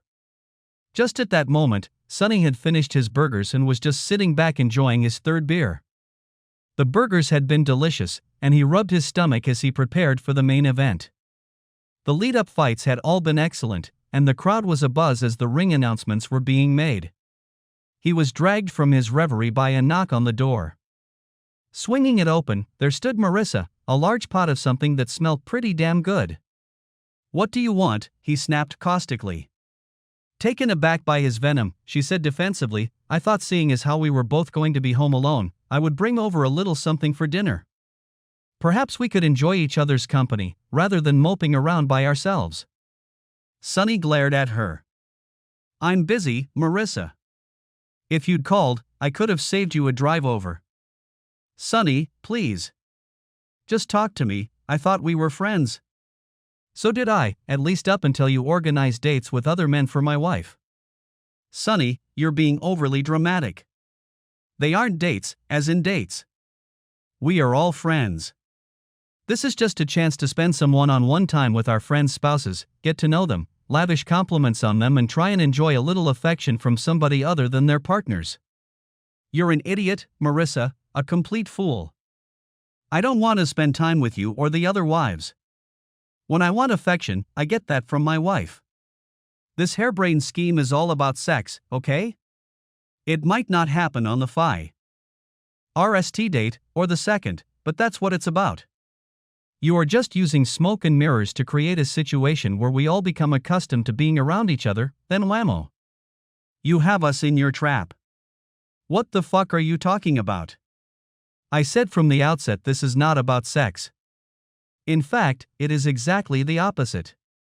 Just friends, being friends." No, fuck that, Marissa. I can see what you're up to. The others have been fooled by your carefully chosen words. I haven't. I see right through your paper-thin facade. You might be unhappy in your marriage, but that doesn't give you the right to destroy ours. Oh, for the love of God. You're the fool, Sonny. We don't live in the dark ages anymore. Members of the opposite sex are allowed to spend time together. It doesn't have to involve sex. If you can't allow yourself to be alone in the company of a woman without thinking about having sex with her, then I think you're the one with the issues. She held out the pot. Do you want the food? I'm leaving. I don't know what poison you put in the food, Marissa, but I have eaten already. She turned and walked away, cursing under her breath. The man's a complete idiot. Where the hell did he get the impression this was about sex? She wondered whether he had some secret desires towards one of the girls. As Nolan and Hella finished their meal, he said, "We better get a move on, or we're going to be late." "Where are we going?" she asked. "That'd be telling. You'll figure it out when we get there." Mysterious, thought Helle. She knew some of the clubs in the area, and none would require casual dress. When he turned the car into Orange Theory Stadium car park, she shrieked, "Oh my God. Are we going to the concert?" "We are indeed," he said with a smile. The look of sheer surprise on her face made the expense all worthwhile. "Ha, beat that, losers," he said under his breath. The other guys would never be able to top this. He flashed the VIP tickets as they walked past all the normal ticket holders. They eased through the gates into the arena. A local band was already warming up the crowd, and they sounded pretty good. Nolan stopped at the bar and they had a couple of quick drinks before wandering down to the VIP area. The sound hit them in the face, their bodies vibrating with the driving bass-heavy sounds. When Lab walked out on stage, the light show started for real and they quickly started playing. Hella, who was delirious with excitement, dragged Nolan into the mosh pit where they danced wildly, enjoying the powerful rhythms of one of her favorite bands. She sang along, lost in the moment, her hands waving wildly over her head as she got down and dirty, bumping and bouncing off of the bodies all around her. Nolan was into it, as well. They danced together, Nolan careful not to let the stumbling bodies surrounding them spoil her night. At the end of their set, Hella hugged Nolan tightly. "Wow, thank you for tonight. It's been awesome. It's only just getting started. 660 haven't played yet. I know, God, what a night. Sonny will be so envious, he loves these guys. They are his absolute favorite band." She hoped Marissa had more success at talking sense into Sonny than she did. 660 were amazing, the volume went up a couple of notches, as did the intensity. By the end of their set, Hella was exhausted. Nolan led her off to the bar area where they got a couple of drinks. "Let's let the crowd ease. It'll save us battling queues to get to the car." For the next hour they talked about the show, the highlights and memorable moments. The drive home was fun, and Nolan again kept Hella entertained, not by talking, but by encouraging her to talk. He prized her stories out one by one. As they pulled up into the driveway at Sonny and Hella's place, he quickly scooted around to open her door and then escort her to the front door. "Would you like to come in for coffee?" she asked him. "Yeah, I'd love that. Hopefully, Sonny will be in a better mood than the last time I saw him." Hella felt the pangs of concern. Not seeing Marissa's car in the driveway meant she had already left. "God, I hope it went well," she thought pensively. She swung open the door to hear the TV roaring loudly and Sonny yelling at one of the fighters. He looked up when he saw Hella and Nolan walk in. He turned away, trying to ignore them. Hella, however, had other ideas. She was in such a state of euphoria she missed his sullenness. "Hi, babe, I'm just making Nolan and I a cup of coffee. Would you like one?" Sonny waved his half-empty beer at her without saying a single word. Nolan saw Sonny's dark mood, and thought, "I have to try." He walked over and said, "Hey mate, haven't seen you for a while. How's things?" "Piss off, Nolan. I'm trying to watch the fight." "That is if you can move your fat arse." Nolan tried to laugh it off. Sorry, mate. He moved aside. How's work been? Sonny glared up at him angrily. Mate, I'll say this one more time. Piss off, I'm trying to watch the fight. Nolan sighed sadly. Yeah, whatever, mate. He walked over to where Helle was sadly making coffee. I'm gonna hit the road, Helle. Good luck. She hugged him as she had done 100 times before. Thanks for a wonderful night, Nolan. It was amazing. With the door closed behind him, she walked into the lounge where Sonny was doing his best to ignore her. Why the hell were you so rude to him? 2 months ago, you were as thick as thieves. Yeah, that was before he decided it was okay to take my wife on a date. Now I see him for what he really is, a slimy dog. Good lord, Sonny. We just went to a concert. It was nothing more than a great night with a friend. So you say. Excuse me if I don't believe you. You reek of booze. He was just priming you for a sleazy fuck in the back seat. Oh, for the love of God. I don't know where your head is at the moment. Did Marissa come over? Yeah, I gave her the same fucking message. Filthy slut. Oh my God. To hell with this, I'm going to bed, Helle growled, as she absolutely stormed off. Sonny, I don't know why you think it's okay to speak like that about Marissa, but she came here tonight with her heart open. All she wanted to do was talk to you. She felt sorry for you. You have no friends, you've insulted everybody. I hate to say it, but if this is who you really are, then I'm sorry I married you. Yeah, well, ditto that, bitch. Sonny slung back at her. The slamming of the bedroom door was like a knife slicing through their marriage. Helle felt nothing but confusion. Sonny had changed, in just a short few months he had flipped. Once a warm, loving, caring man, he had somehow been replaced by this crazy man. He seemed to have lost all ability to think clearly. He openly slandered his friends. She felt sorrow for her once friendly and outgoing husband. In all the time she had known him, he was surrounded by friends. People loved and respected him. Now he was so bitter and twisted, it was like he was a different man. He was now cast adrift in a friendless ocean. Joe and Phil said their colleagues at work mocked him. In the lounge, Sonny paced like a caged lion. He snarled and cursed as his temper worsened. He hadn't meant to say those things. He just couldn't stem the anger. It oozed out of every pore of his body. It started with Marissa and her visit. What a bloody bitch. She hid behind this mask of friendliness, but underneath she smelt of deceit. Why in God's name had she started this stupid game? He couldn't figure out what was in it for her. Was she just unhappy? If their marriage was in trouble, Joe had never said anything. Did she just have some sick desire to destroy all those around her? He flopped onto the sofa, the TV buzzing, the pay-per-view finished. He laid back with his feet up, the tears streaming down his face. What was happening to him? Sleep, he didn't get much of it. When he awoke, Helle was dressed and getting ready to go out. She gave him a very cold glare. I'm going to meet the girls for brunch. I'll be back later. I think we need to talk. Whatever, he yelled at her back as she slammed the front door. The girls were already gathered together. They giggled and laughed, welcoming Helle into their fold. Well, looks like you won, girl. Holy snapping duck shit, girl. 660 in lab. I mean, I got a nice dinner and some dancing, but damn it, girl. Nolan threw everything at you, Renee stated loudly. It was wonderful. The night was incredible. You know, that's the first time in my life I have been out with somebody other than my husband. It was remarkable. Nolan was a real gentleman as well. He made it nice. I learned so much about him last night.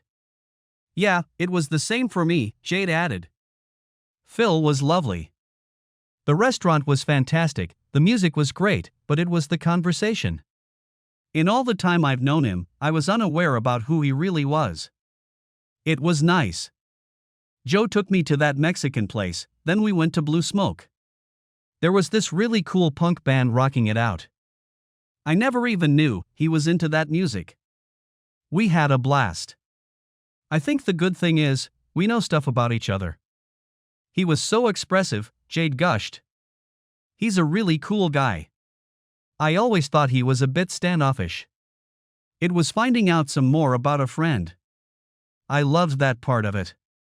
I wasn't really into the old-time dancing thing, but I discovered stuff. I think it will deepen our friendship. That's the sweet bit, Leanne whispered. Marissa, I'm really sorry about Sonny, Hella sighed apologetically.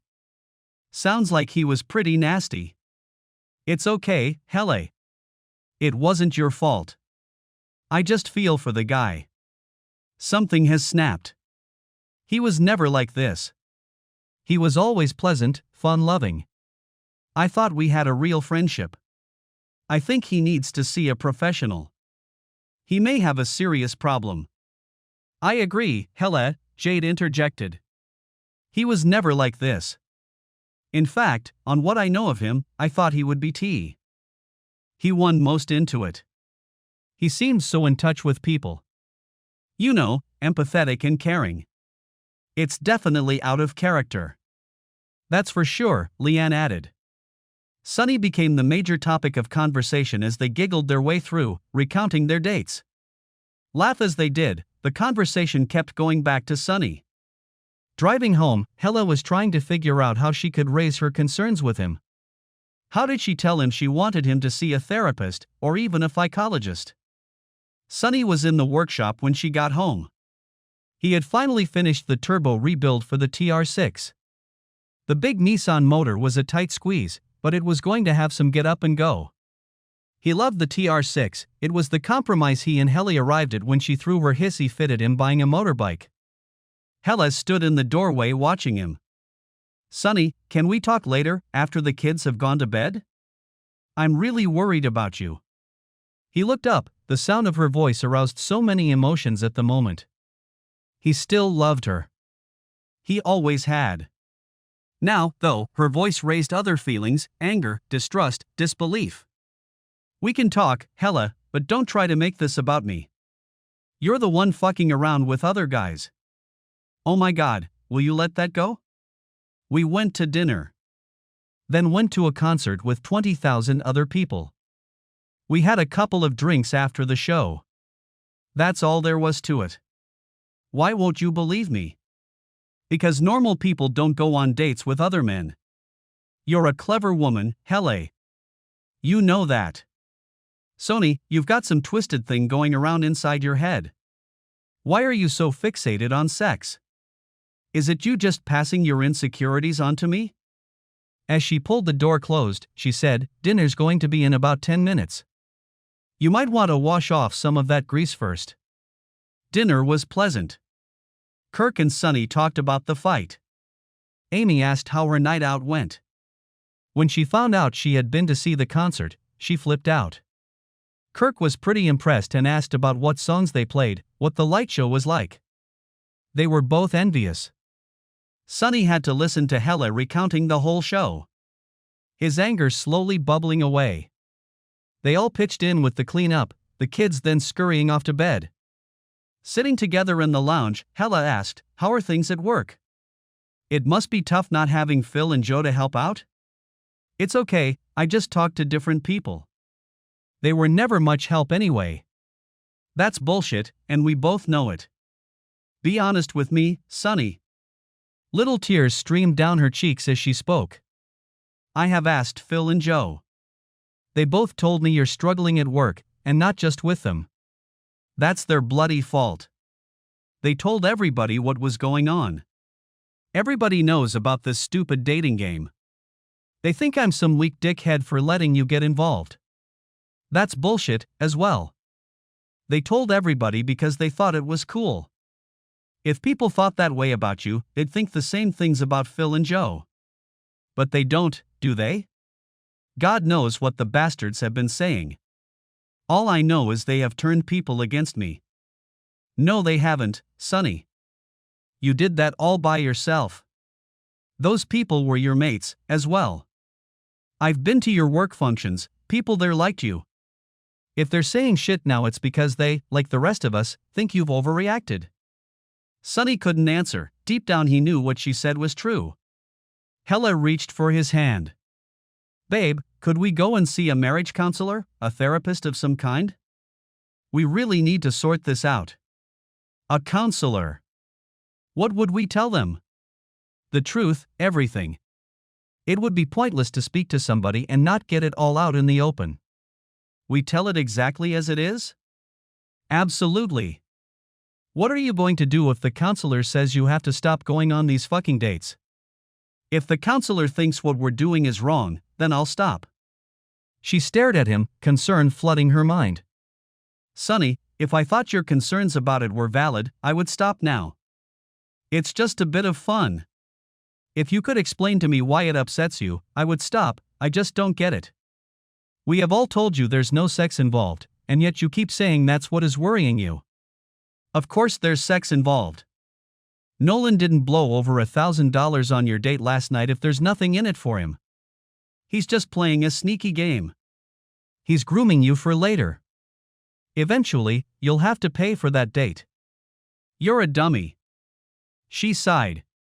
It's a bet the guys are running. Marissa told me they're all trying to win the best date award.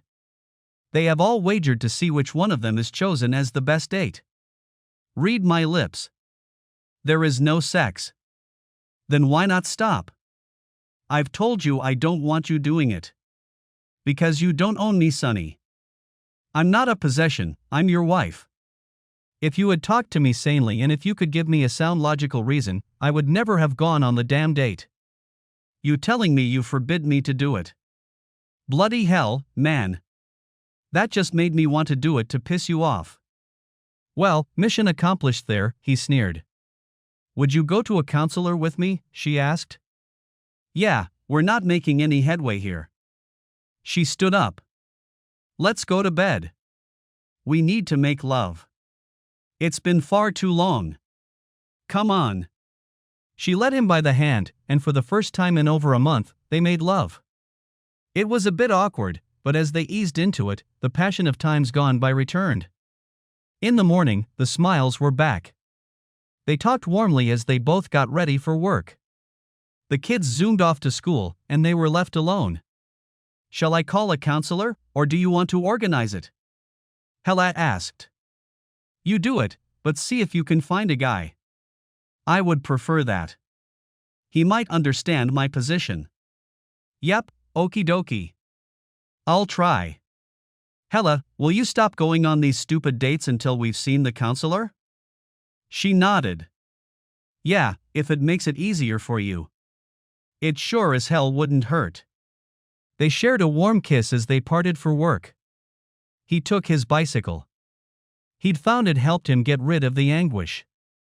That night after dinner, she told him, I managed to find a counselor who can see us on Wednesday afternoon. Could you get off work by 3? Yeah, I think I can do that, Sonny replied. Is it a guy? No, it's a woman. The only male ones I could get couldn't see us for something like 2 months. That's okay. There's no rush, is there? Sonny, this isn't just about you and me. We have a group of friends who are invested in this, as well. I rang Marissa today, and she was disappointed. Apparently, Joe has something planned for Saturday night, which was supposed to be the next date night. Now he's trying to reschedule. Did the counselor say how long this would take? Hella sipped her glass of wine before replying.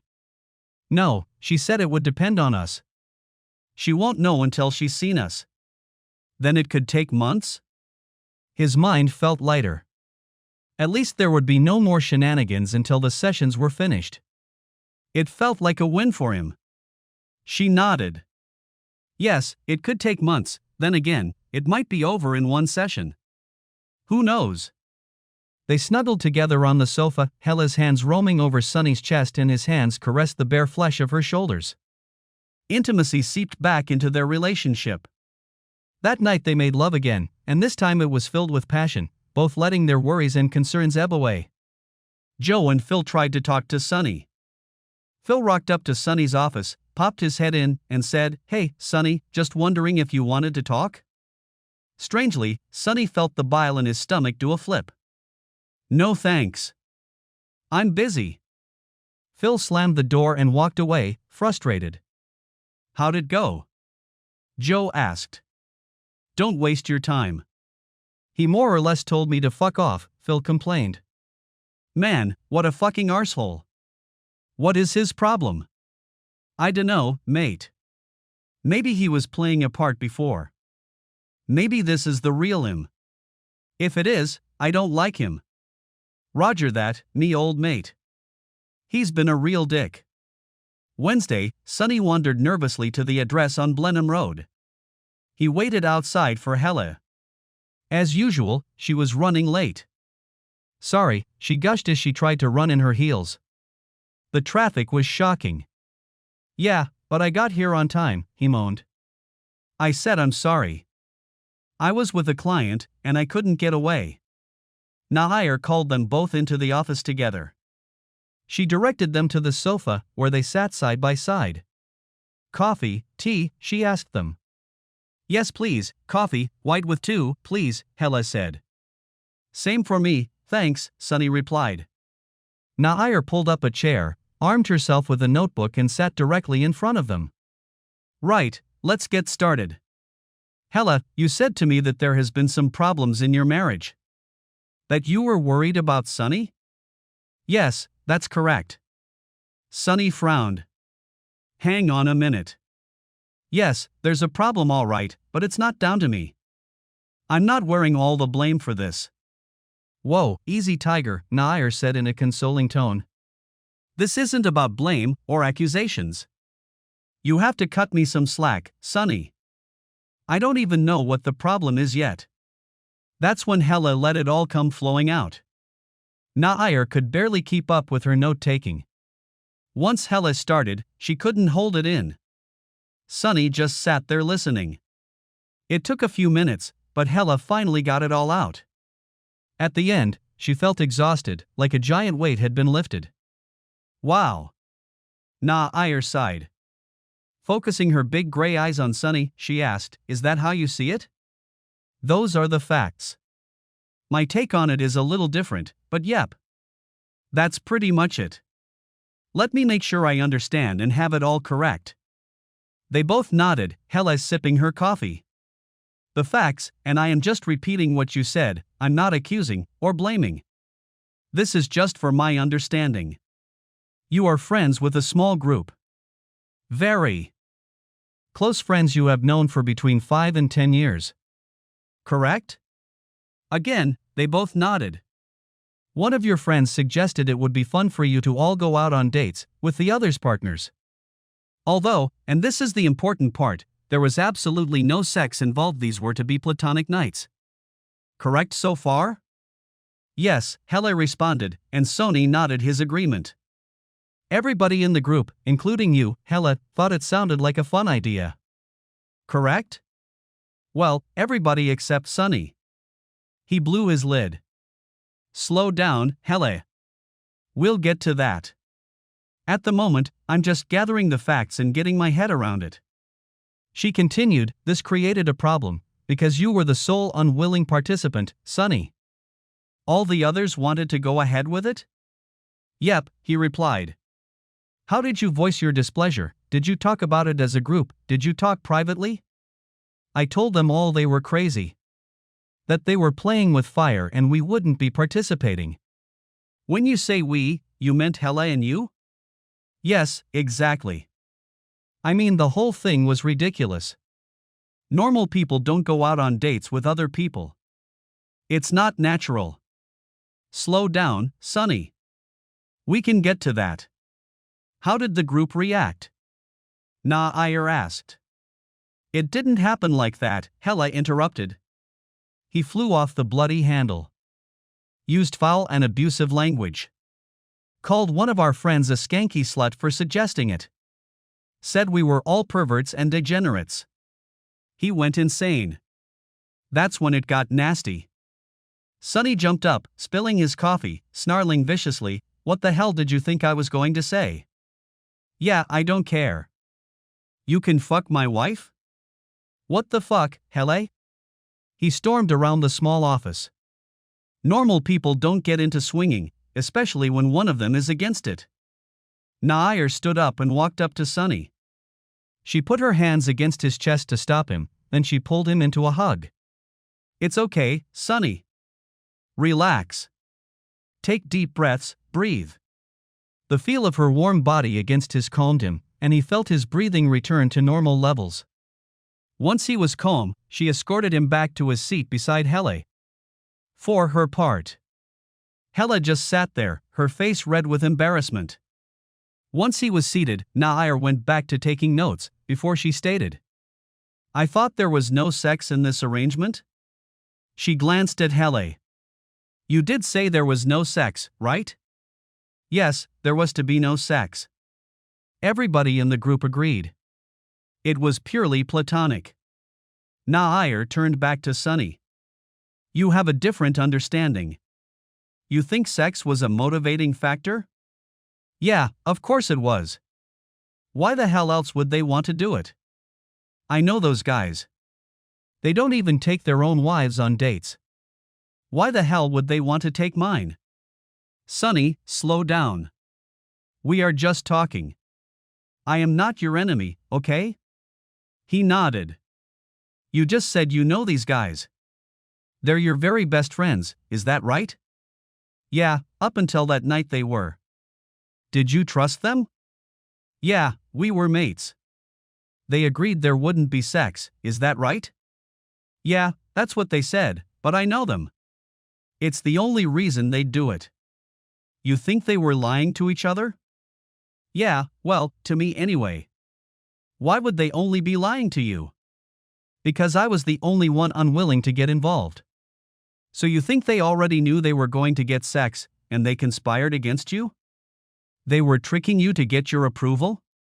When she said it, Sunny felt his face redden. When he heard it, he realized how stupid it sounded, but he nodded. Yeah, I guess so. What about the other women? Did they know sex was the driving motivator? I guess. Nair turned her attention to Hele. Is that your understanding? Hele shook her head vigorously. No, that's preposterous. We all agreed. There was to be no sex. Marissa told her husband if he so much as kissed another woman, he would be getting divorced. There was no sex. Have any of you been on a date yet? Nair asked. Yes, we all went on a date last Saturday night, Hele replied. Except Sunny, that is, and because he didn't want to, it meant one of the other women had to stay home alone, as well. Was there any sex? Nair asked. No, of course not, Hele rasped laughingly. Sunny, what do you think happened on these dates? I don't know. I don't believe anything Hele says to me anymore. I've totally lost faith in anything she says. So you think she's lying? You think she had sex with the man she dated? He glared angrily at Hele. I don't know. What I do know is, I don't believe a word that comes out of her mouth. Nair chewed busily on her pencil. Has Hele ever lied to you in the past? No. I don't think so. But now, I guess it brings our whole marriage into question. Do you still love your wife, Sunny? Yes. You love her, but you think she's lying to you, and you don't trust her. Don't you think that is a bit of a problem? How do you love somebody you have no respect for, no trust in, and you think is lying to you? Sunny scowled deeply. She was right, it didn't make sense. Trying to gain some territory, he asked Nair, are you married? Yes, I am, she said happily. 15 years in January. What would you say if your husband said he wanted to go on a date with another woman? I would be shocked. I would ask him who with, why and what for. That wasn't what Sunny was expecting. You'd be angry though, right? No, not immediately. If it was with somebody we both knew and trusted, there was a legitimate reason for it and they both guaranteed me there would be no hank-panky. Then I could live with it. Sunny shook his head in confusion. You think I'm overreacting then? No, I never said that, Nair stated firmly. At this stage, I don't have an opinion. I'm still gathering facts. Did you make your reasons for your reluctance in private to Hele? Yes, I did, Sunny snorted. Not that it did me any good. What happened? Nair asked. Hele jumped in. He started yelling and screaming like a man possessed. Then said he forbade me from getting involved. He used those exact words, like he was my owner or boss. Bloody forbid me. That didn't sit well with you? Nair said. Absolutely not. It made me damn angry. That was it for Sunny. He slammed his fist down heavily on the edge of the leather sofa. What the hell was I supposed to do? You told me you were doing it. I had no alternative. You gave me an ultimatum. Did you actually think I was going to let you sleep with those guys? Nobody was sleeping with anybody, you flaming moron. There was no sex. Why can't you understand that? Hele gasped, the utter frustration in her voice reverberated around the room. I think we have uncovered enough for the day. Once tempers get raised, there's no sense carrying on. Nair glanced up at the clock on the wall. Time's up, anyway. What happens now? Hele asked. That depends on both of you. Do you want to continue? Hele replied immediately. I do. What about you, Sunny? I don't know, we didn't really achieve anything. Nair nodded agreement. The first session can seem like that. We air our grievances, it gives me a chance to get my head around the issues. See if we can get to the core of the problem. You have to understand, this is my first chance to listen to you both, see how you feel. How many sessions would there be? Sunny asked. I mean, how long is this going to take? That is not something I can answer here and now. It will be down to both of you. Be warned though, it may not be an easy fix. What about the dating? Sunny asked. Should it stop until we get this resolved? Nair glanced from one to the other. Do I take it the dating has stopped? I agreed not to go on anymore until we were comfortable with it. Hele sighed. Are you all right with that? No, not really. I enjoyed the date and was actually looking forward to the next. I only agreed not to go because Sunny was so angry. I feel like I am being manipulated. He thinks he can just stamp his foot, yell, and scream and he gets what he wants. I hate rewarding bad behavior. Hele, I think you have done the right thing.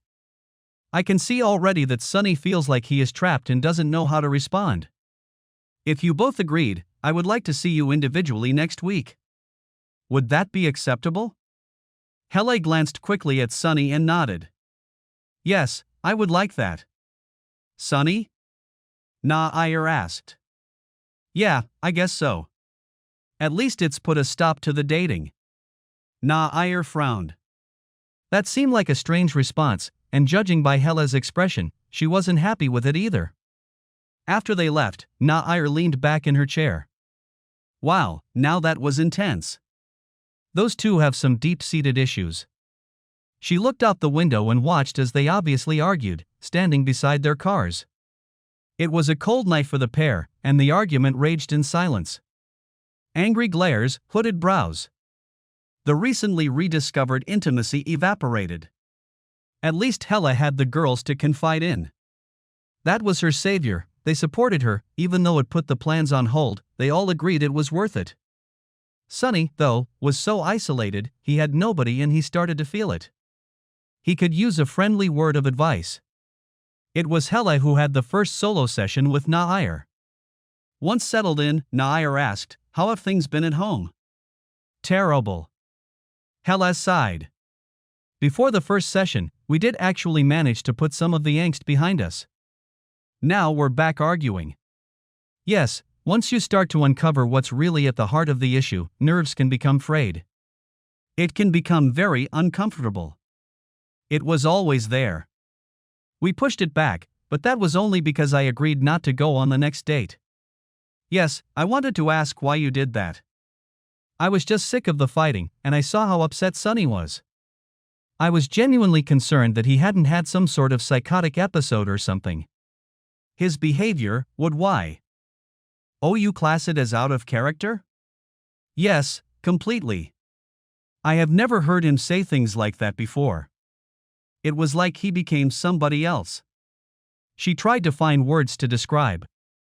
At the party when Marissa first suggested it, he just flew off the handle. Called her some horrific names. I mean, those people are our family. When we moved here, they accepted us into their circle. They are more than friends. And yet Sunny seems to have no problem with walking away, Nair said softly. That is what scared me the most. Those boys were so close. They helped us paint the house, helped us move, and we reciprocated. We did everything together. They were more than mates. It seemed strange that he was able to burn them so completely, Nair noted as she scribbled in her pad. Do you mind if I ask a personal question? Nair probed. Not at all. All right, and remember, this isn't judgmental. You seem to be very interested in this dating game, even although it was so obviously causing issues with your marriage. Helles scowled. Yes, that's fair. I guess it goes back to our early relationship. Sunny and I have known each other our whole lives. We, and by that I mean both of us, have never even held hands with anybody else. Never dated anybody else? Nope, we went from school to married and having kids. I guess once Marissa and I started talking about it, I realized that I resented that fact. We don't have a lot of money, and we're trying to save money for the kids' education. We promised ourselves that we would try and save them taking out student loans. On top of that, we've had a lot of unexpected financial stresses this year. House repairs and whatnot. Can we go back a little, please? Nair said. You mentioned you felt regrets, resentment? Yes, when Marissa talked, she touched on it. I had never gone on a date, not one. Sunny and I never have time, or the money. Marissa is such a good friend. She got me to open up about it. I only then realized that I was resentful. When she suggested the date thing, I'm sure she did it for me. I totally loved the idea. Even although it wasn't sexual? That's the only reason I agreed. I love Sunny. I never wanted sex with anybody else. I just wanted a chance to experience going on a date. Being able to do it with such close friends who we both loved and trusted. That was part of the attraction. Yes, that makes sense. Did you explain that to Sunny? Helles sighed deeply. I tried, but he kept turning it into an argument. He kept accusing us of wanting sex. It was all about sex with him. I don't know where that comes from. Marissa thinks he's got some deep-rooted sexual issue or something. Yes, he certainly seems hooked on the sexual aspect of it. Have any of the guys hit on you or said anything that would make him feel some level of insecurity? God, no, Helles spluttered. The guys are like my brothers. The date I had with Nolan was incredible. I felt so protected. Those guys are my family. You say you have known each other since you were children. Was there something from his childhood that might have caused this? He mentioned his family are refugees. They were very poor. Never had any money, and there weren't a lot of Iranian families in Nelson. They had to assimilate into our culture. Sunny never seemed to have issues with that. He wasn't religious. I think that hurt his mother. She missed that aspect. She seemed a little lost. She was a wonderful woman though. Were you, or are you close with her? Yes, very much so. We talk on the phone regularly, and she comes to stay during school holidays. She loves spending time with the kids. We go back to Nelson every chance we get. That sounds great. How does Sunny get on with his mother? Oh heck, they're so close. He was always a bit of a mummy's boy. He was her life. Nair frowned. What about his father? They were close, but sort of drifted apart a little. I'm not sure what the problem was, but they don't talk as much as they should. I see, and you have no idea why that was? Nair tried to probe. She sensed that there was something unsaid, and Hella did know. Hella, though, shook her head. If she did know, then it was staying hidden. At home, things were tenser than ever. It didn't matter what they talked about, it ended in an argument. Hella tried to soften the fighting, she tried to get the intimacy back. Sunny, though, was wound tighter than ever. Sunny was not looking forward to his session with Nair. During the initial session, he was left feeling exposed and embarrassed. It was with great trepidation he walked into Ngir's office. As she always did, she offered coffee and they sat together while she prepared to dig a little deeper. Sunny, today I was hoping to pry a little, to try and get a better understanding of why the dating game troubled you so deeply. Secondly, and I see this as a secondary issue, your anger, this appears to be a new manifestation. Would that be okay? Yeah, I figured that's where we would be heading today. If I'm being honest, the anger scares me. I try to catch myself, I know I shouldn't be saying some of these things, but the words are out before I can stop them. She glanced at him quizzically. Are you saying you are aware some of what you have been saying is unacceptable? Nair, I'm not an idiot. I know right from wrong. Some of the things I have said are out of line. I never for a minute thought you were, as you say, an idiot. What concerns me is you were unable to control your anger. Some people who say things out of spite or anger are totally unaware that their actions are socially unacceptable. You're not like that, you know they're unacceptable. Sunny cringed, her words echoing his own thoughts. The lack of control scared him, as well. I did speak with Hella about the anger. She said that in all the time she has known you this has never happened before. These are her words, not mine. She said she has never witnessed you saying a word in anger to any other person. Is that true? He nodded in agreement. I have never felt this loss of control before. This is so different. I've had problems I can't solve, but this is like a whole different level of torture. Interesting, so throughout your life, you have never experienced this lack of control? Never, and it's so frustrating. I told Hella I didn't want her involved in this damn game, and she just told me to butt out, and she was going to it anyhow. What is it about that situation which angers you? Is it the act itself, or that she ignored your orders? Orders? He grimaced. I didn't order her. I just said I didn't want her to do it. Sorry, Nair said softly. When Hella told me what occurred, she said you had forbidden her. That sort of means an order. Yeah.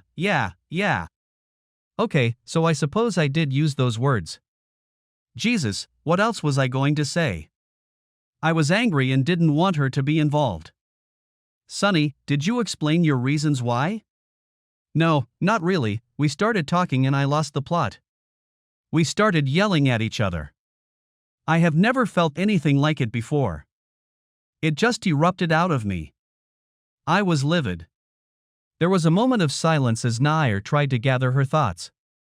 This wasn't her field of expertise. Sunny had something driving his anger. There was something from deep within him that brought out this venom.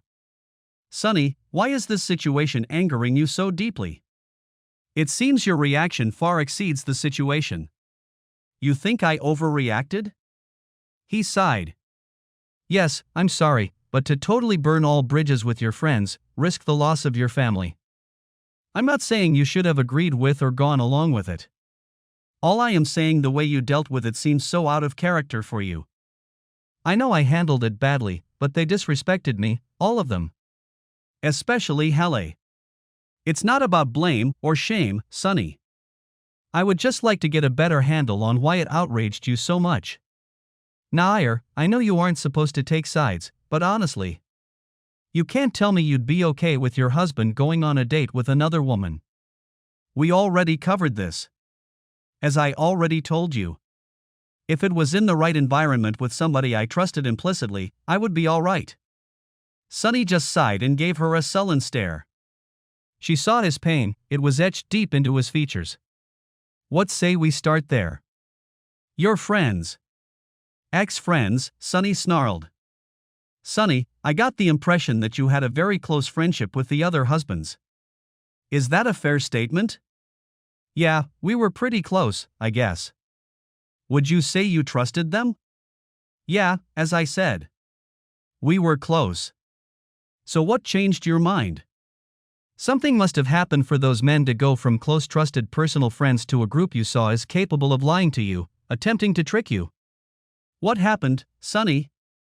Shrugging confusion written all over his face, he mumbled, I can't explain it. I just couldn't understand why they would want to go on a date with somebody else's wife. It had to be sex. Why did it have to be sex? What the hell else is there? They weren't doing it for fun. I thought that's exactly what this was all about.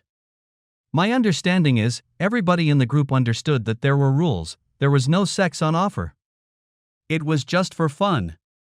That's what they said, I just don't believe it. You think all of your best friends, male and female, plus your wife, lied to you? Yes.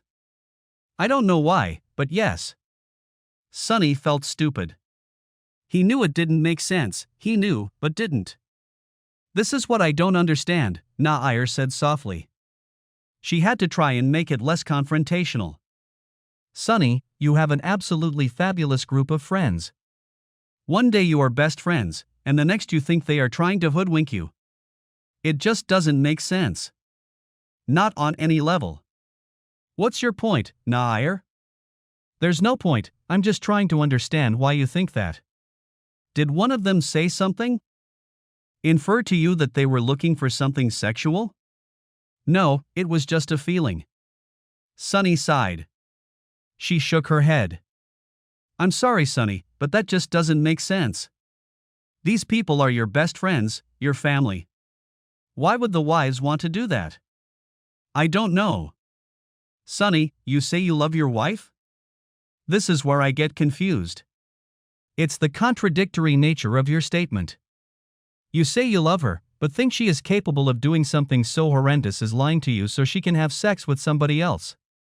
I do love her, it's why this is so confusing. Sunny, love usually requires many elements: respect, trust, loyalty. How can you say you love her if you don't feel all of those things?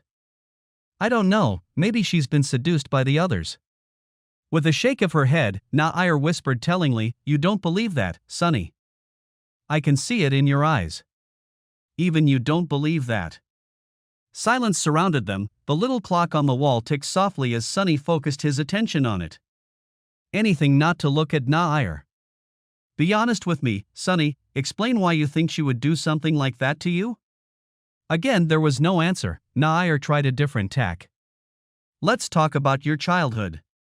Did you have a happy home? Yes, we didn't have a lot of money, but my mother always made sure there was food on the table. You sound like you had a close relationship with her? Yes, my mother was a saint. She worked, looked after our home, loved me, cared for me. You're right, she does sound like a saint. What about your father? We weren't so close. He worked long hours. Sunny lost her gaze, he couldn't hold her intensity. You didn't see much of him? No, not really. He was very busy. Busy working? Nair sensed something was amiss. Sunny's mood darkened, his brows hooded over. There was anger when he spoke about his father. He was a bastard, Sunny spat out as tears started to flow. He was a disgusting excuse for a man, he growled between tearful sobs. Nair moved beside him on the sofa, her arm draping over his hunched shoulders. Did he hurt you, Sunny? Was he abusive? What? No. Not like that. He cheated on my mother. She worked her hands to the bone. Scrubbed, cleaned. She put her heart and soul into our family, and he was having an affair with another woman. I hated him for that. She loved him unconditionally and he did that to her. He was a dirty bastard. Oh, Sunny, I'm so sorry. How did you find out? I caught him at it. I came home from school and they were doing it in Mum's bed. In their bed, for God's sake. Oh dear, that is terrible. I wanted to kill him, I hated him so much. I found out he was giving her money, as well. Mom worked, she put all her money into our home, and he took it and gave it to that slut. She was a prostitute? Nair gasped. No, she was a solo mother. He just gave her money. Our money, Mom's money. He was a pig of a man. Did your mother find out? Did you tell her? I didn't have to. She knew, but turned a blind eye to it. How do you know? I heard her and Carol, Hela's mom. Carol was my mother's best friend. I overheard them talking about it. Carol told her she should divorce him, that she would help. Mom refused. She said in our culture, family comes before anything else. She wouldn't divorce the bastard. She stayed to save the family. She must have loved you very much, Nair said honestly.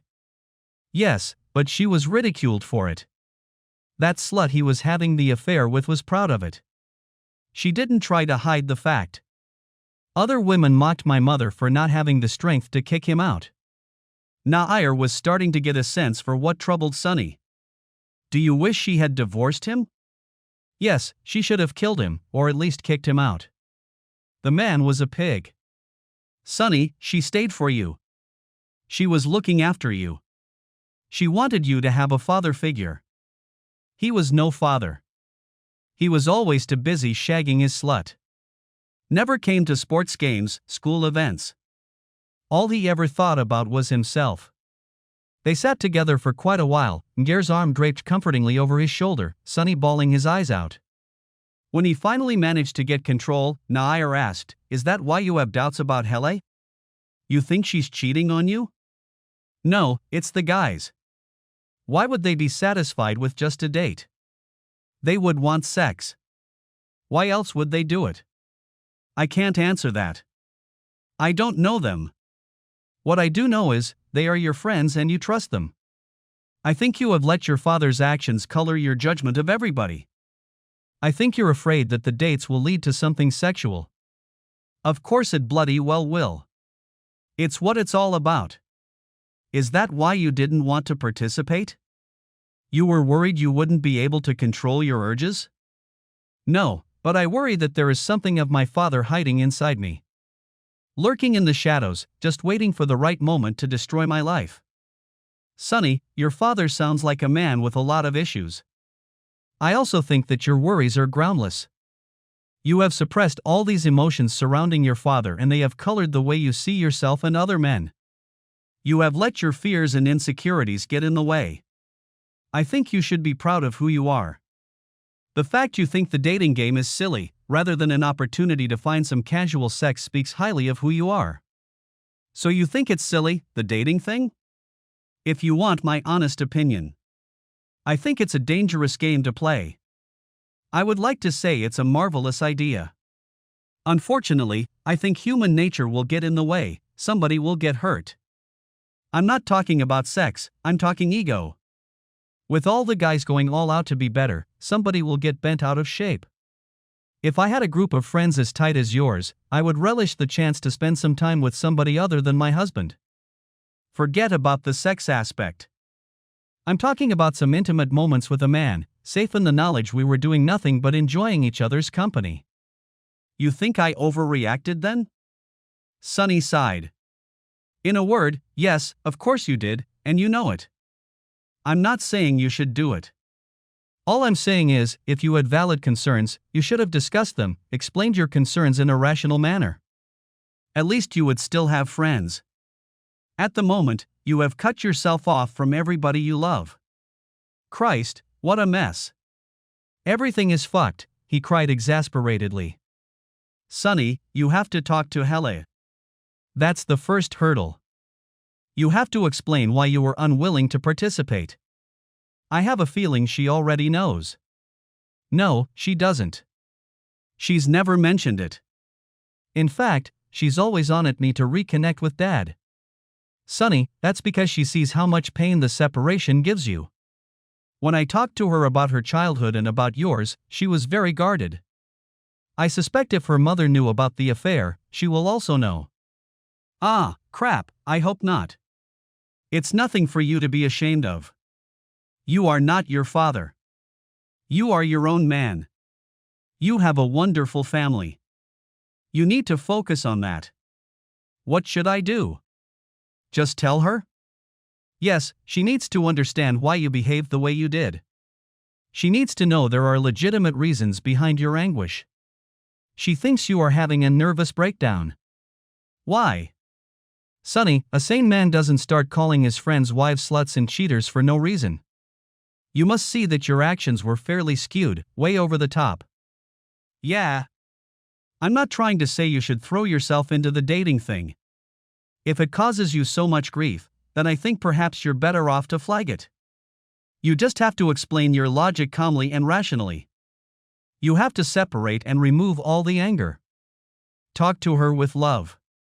I tried, it just seems every time I open this subject, I lose the plot and I can't hold back.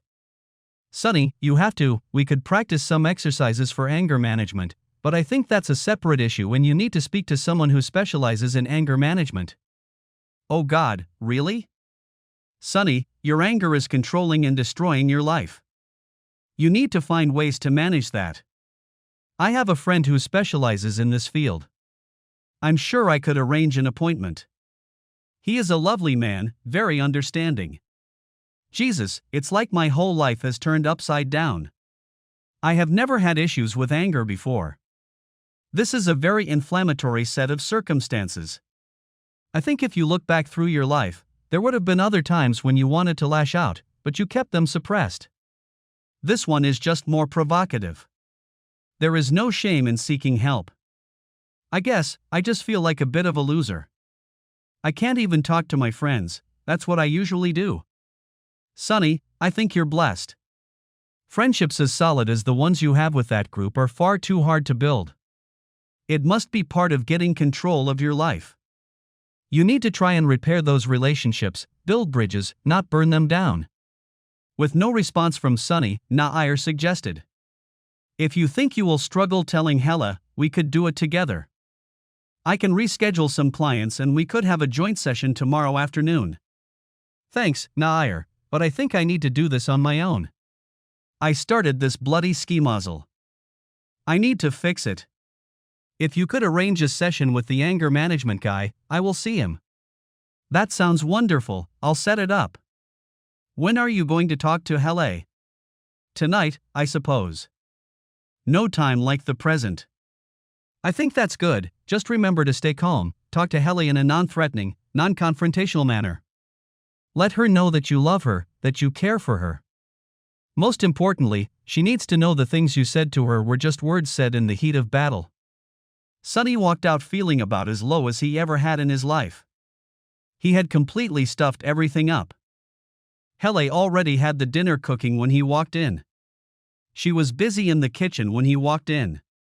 She looked nervously over her shoulder as she peeled some carrots. How did it go? She asked hesitantly. He dropped his bag on the floor, walked up behind her and slipped his hands around her waist. His head nestled into the side of her neck and he whispered, I'm sorry. I love you, Helle. I know I stuffed up. I love you so much. Helle dropped what she was doing and turned in his arms, hers circling his neck as she melted into a passionate kiss. His genuine sadness just thawed out all of the anger. As their lips separated, she said, You have nothing to apologize for, babe. I love you, I know you didn't mean those things. No, I didn't, I acted terribly.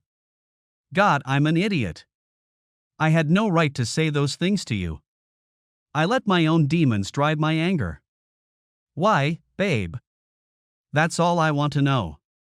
Why did something so innocent make you react like that? I think it was because of my father. Sonny felt Helle stiffen in his arms, her whole body tensed up. Leaning back so he could look into her eyes. You knew about it, didn't you? She nodded. Yeah, I think most people in the neighborhood knew. We didn't say anything because of the love we have for your mother, and you. Everybody loves your mother. She is so respected.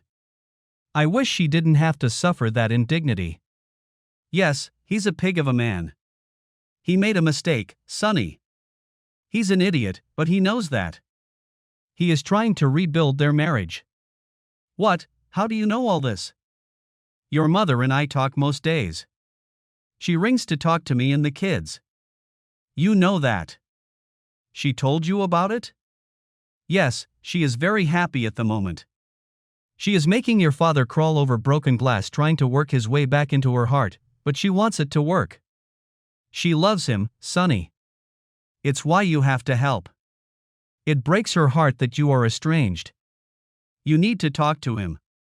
Sonny was shocked to learn about his parents. It didn't change his perception of his father. All the rage that built in him over the years wasn't just going to flow away. I can't do that, Hella. He will have to work for that. He disrespected my mother for all those years and it's supposed to just be all better? The world doesn't work that way. All I'm asking is you try. He's trying, Sonny. He really is. If your mother can accept it, surely you can soften your stance a little. They kissed again, his arms crushing her to him. Oh, how I've missed this. It's so nice to talk and not fight, Hella sighed. Yeah. I'm sorry I got so messed up. That whole situation caught me off guard and I didn't know what to do. It scared me that without even talking about it, you were suddenly more than enthusiastic about dating other people. Sonny, I tried to explain. I wasn't looking for sex. I am completely satisfied with our love life. I just wanted a chance to experience what it would be like to spend an evening with somebody else. I figured you might enjoy it, as well. You never saw any other girls. It never crossed my mind, you're all I ever wanted. I feel the same way, babe. I wasn't looking for romance or sex. Just a little innocent fun. The other girls all dated other guys. I just wanted to experience a little of that in a safe environment. Sorry, I still don't get it, but I know I overreacted. For that I apologize. I should have explained. It's okay, babe. Hella whispered. You're going to have to eat some humble pie with the others, though. You will need to apologize. Yeah, I owe them that much. I'd understand if they never want to speak to me again. Don't be daft. They know that wasn't the real you. To be honest, we all thought you were having a breakdown. That night they made love, and the passion that had been lost returned with a vigor long since forgotten. Lying together enjoying the afterglow, Helle whispered, we could host a dinner party this weekend. Get the gang together. If you think they will come, then yeah. Let's do it, Sony replied. Hella smiled, her fingers stroking his face softly. It might be a little cold at first, but it'll work out. At work the next morning, Sonny arrived early. He was at the coffee machine making a cup when Joe walked in. Joe went to walk out when he saw Sonny there, but Sonny said, Joe, can we talk? It was obvious from Joe's demeanor that it wasn't going to be that easy. I'd like a chance to explain. I know I behaved badly and you have every right to be angry. All I'm asking for is a chance to explain. Joe sucked in a deep breath. You said some bloody nasty things to Marissa, Sonny. You must realize you're not in our good books. I know that, mate. I want a chance to apologize to everyone, including Marissa. If you're not keen, then I'll understand. Joe nodded, he leaned back against the bench top and chose his words carefully. Mate, Phil will be here soon. You make the coffees, bring them down to my office and we'll talk. No promises, mind, but we can talk. Joe walked off, leaving Sonny to make the coffee. When he got to Joe's office, Phil was there, as well. He handed over the coffees and was about to make his apology when Phil said, You didn't spit in these, did you? Joe started chuckling, and Sonny couldn't help but laugh, as well. Nope, no spit, no poison. Just a big dollop of I'm sorry for being a jerk. They sat together, drinking the piping hot drinks, and Sonny apologized. He tried to keep it simple, but as the words flowed out, the emotions got the better of him and he had to stop to wipe away a few tears. Phil was the first to speak. Jesus Christ, man. Why didn't you say something? Fuck me, we would have understood. You didn't have to go all ballistic on us. Yeah, I don't know what happened. Hella shocked me by diving in. I was scared and I just started saying stupid shit and I couldn't stop it. I know how stupid it sounded, but I didn't care, the bloody words just kept flowing out. Joe came around his desk and wrapped Sonny in a brotherly hug. It's okay, mate. You should have told us what was going on. We are mates, we could have helped. I know that, I feel like a dick. So you bloody should, Phil said mockingly. Scared the crap out of us. Renee was really worried. She thought you went to the dark side. It was slow, but as the coffee cups emptied, the friendship seeped through the coldness and the anger slowly evaporated. That night as Sonny walked to his car, he was intercepted by Phil. What are you doing now, me old mate? Nothing much, just heading for home. Not anymore. I just got off the phone with Nolan and Clive. We're meeting up at the pub for a beer. Oh, and by the way, it's going to be your shout. Sonny laughed loudly, and it felt good to have some joy back in his life. Okay, you bloody skinflint. I'll wear that. It turned out to be fun, although by the time they were on their third beer their phones were running hot. Angry wives trying to find out where their recalcitrant husbands were. When Sonny explained to Hella, she just laughed and said, "Thank God for that." The boys were on their fourth beers when the girls all walked in. Hella and Sonny shared a hug, then it was Leanne, Jade, Renee, and last but not least, Marissa. She didn't fall into his arms like the others. She stood back and waited. She still carried a lot of resentment towards him, but as she watched the others, she stepped forward. Am I going to get a hug as well? Sonny sucked it up, his chest swelling as he built the courage. He opened his arms and she walked into the embrace. I'm sorry, Marissa, and I mean that from the bottom of my heart. I was a jerk and you have every right to hate me. I hope I can win back a little of your friendship.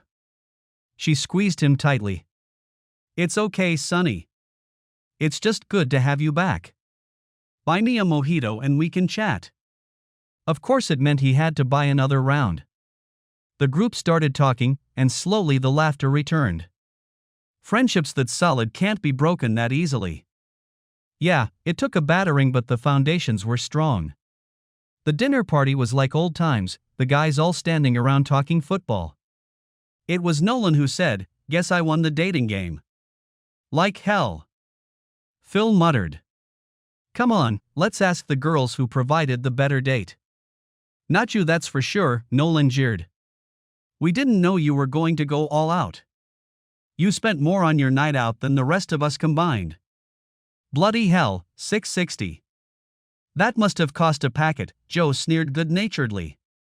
Hey, just trying to be the best date, Nolan said proudly. I showed you lot up, that's for real.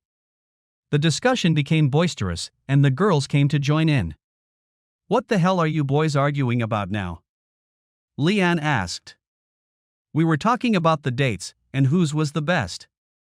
Well, mine was lovely, Jade said warmly. Yeah, so was mine, Renee added. Things had been so good between her and Sonny that Hella said nothing. She didn't want to do something to restart the war. Marissa wasn't taking a backward step. Well, mine was a disaster. On a scale of 1 to 10, it was -1. Everybody laughed, even Helle. Sonny shrugged. I'm surprised I scored that highly. I was being kind, Marissa threw back at him. Nolan interrupted the laughter. Okay then, let's say the girls all score us 1 to 10 and then we see who the best date was. Nah, that's not fair, Clive argued. If we knew how far you were prepared to go to win, then on the next dates we would have gone all out. If we're going to be scoring them, we need to finish the game. No, let's leave it there, Marissa said. Sonny's not comfortable with it. We have to respect that. Yeah, well, he doesn't have to participate. He and Helle can be the judges. We'll invent a scoring card that takes into account the novelty factor, the enjoyment factor, conversation, food quality. Sonny felt a flush of guilt wash over him. He had spoiled his friend's GA. Me through stupidity. When he glanced across at Helle, the disappointment was printed on her face for all to see. Yeah, we can be judges. Hella said, the disillusionment clearly obvious. She looked up and caught Sunny staring at her. She smiled, although she wasn't sure she was able to hide her dissatisfaction. The mocking laughter swirled around the room as the boys all tried to outdo each other. Again, because of what happened, Sunny felt segregated. On the drive home, he couldn't help but ask, "How was your date with Nolan?" They had both steered well clear of the subject, but now he had reopened the can of worms. Hella, for her part, tried to play it down. "It was nice, you know. Hard to argue with 660. They were great." "Don't do that, Hella. We need to be honest." "I'm asking for the truth. How was your date?" She stared at him as his eyes flicked from the road back to her. "Be honest," he mumbled uncomfortably. "Okay, you want honesty. Well, here goes. It was wonderful. He was really charming, he took all of the awkwardness out of it. He made me laugh, he listened and made me talk about me. The food was amazing, we went to that fancy Japanese restaurant on Lincoln Road. Then the concert, oh my god. It was amazing. The tickets were VIP ones, but we ended up down in front of the stage dancing, and he never complained once. I'm sorry if that makes you mad, but it was incredible. I sort of got that from the guys. He really stepped up." She giggled warmly. "Yes, he did. For a first date, it was amazing." As they drove, Hella sighed. I feel sorry for Marissa, though. She floated the idea and she didn't get to experience it. I will keep on apologizing, but never really make it up to her. She didn't deserve everything I threw at her. No, she didn't. What you don't know is she was so worried about you. Anybody else would have just wiped you. She was concerned. It was her idea that we, or you, see a specialist. She really likes you. I feel ashamed about the way you treated her. Yeah, me too. As he applied the handbrake and switched off the engine, Sunny said, "You're disappointed that the others will get to go out on the rest of the dates and you will miss out, aren't you?" She nodded slowly. Yes. Yes, I am, actually. I enjoyed it, I won't lie. The date was wonderful and I was looking forward to seeing how the other guys would do. That sounds silly, but it's true. I can try to make it up to you. See if I can do better than Nolan." She giggled. Oh, I think we all expect our husbands to go all out. That was a given. Sunny, I can't explain it. If you had gone on the date with Marissa, you would understand. Our little group is split down the middle. Most nights, you boys talk football while us girls do what we do. We don't interact that much. That's true, but I think that's natural. Most parties are like that. Yes, absolutely. What I was getting at is, during the date, I got to know Nolan, the real Nolan. Now I feel so much closer to him. I know everything about the girls. We don't hold much back.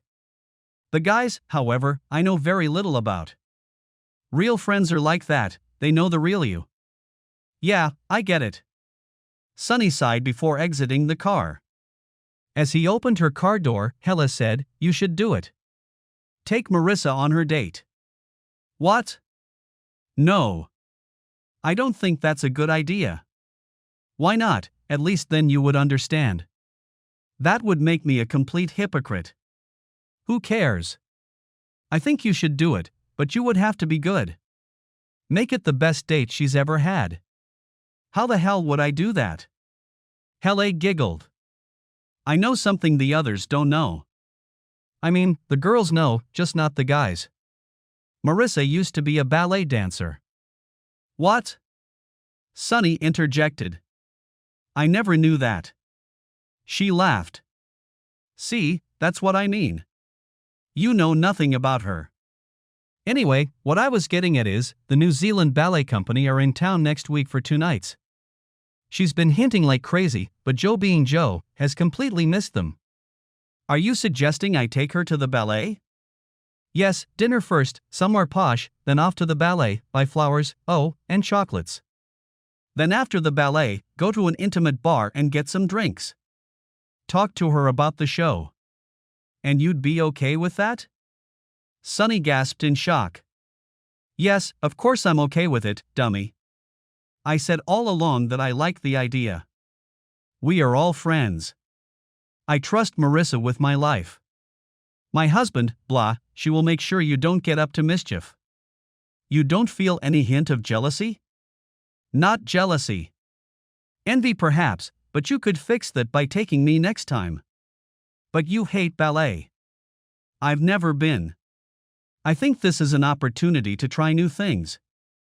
Sonny, not everybody is like your father. Men and women can be friends without involving sex.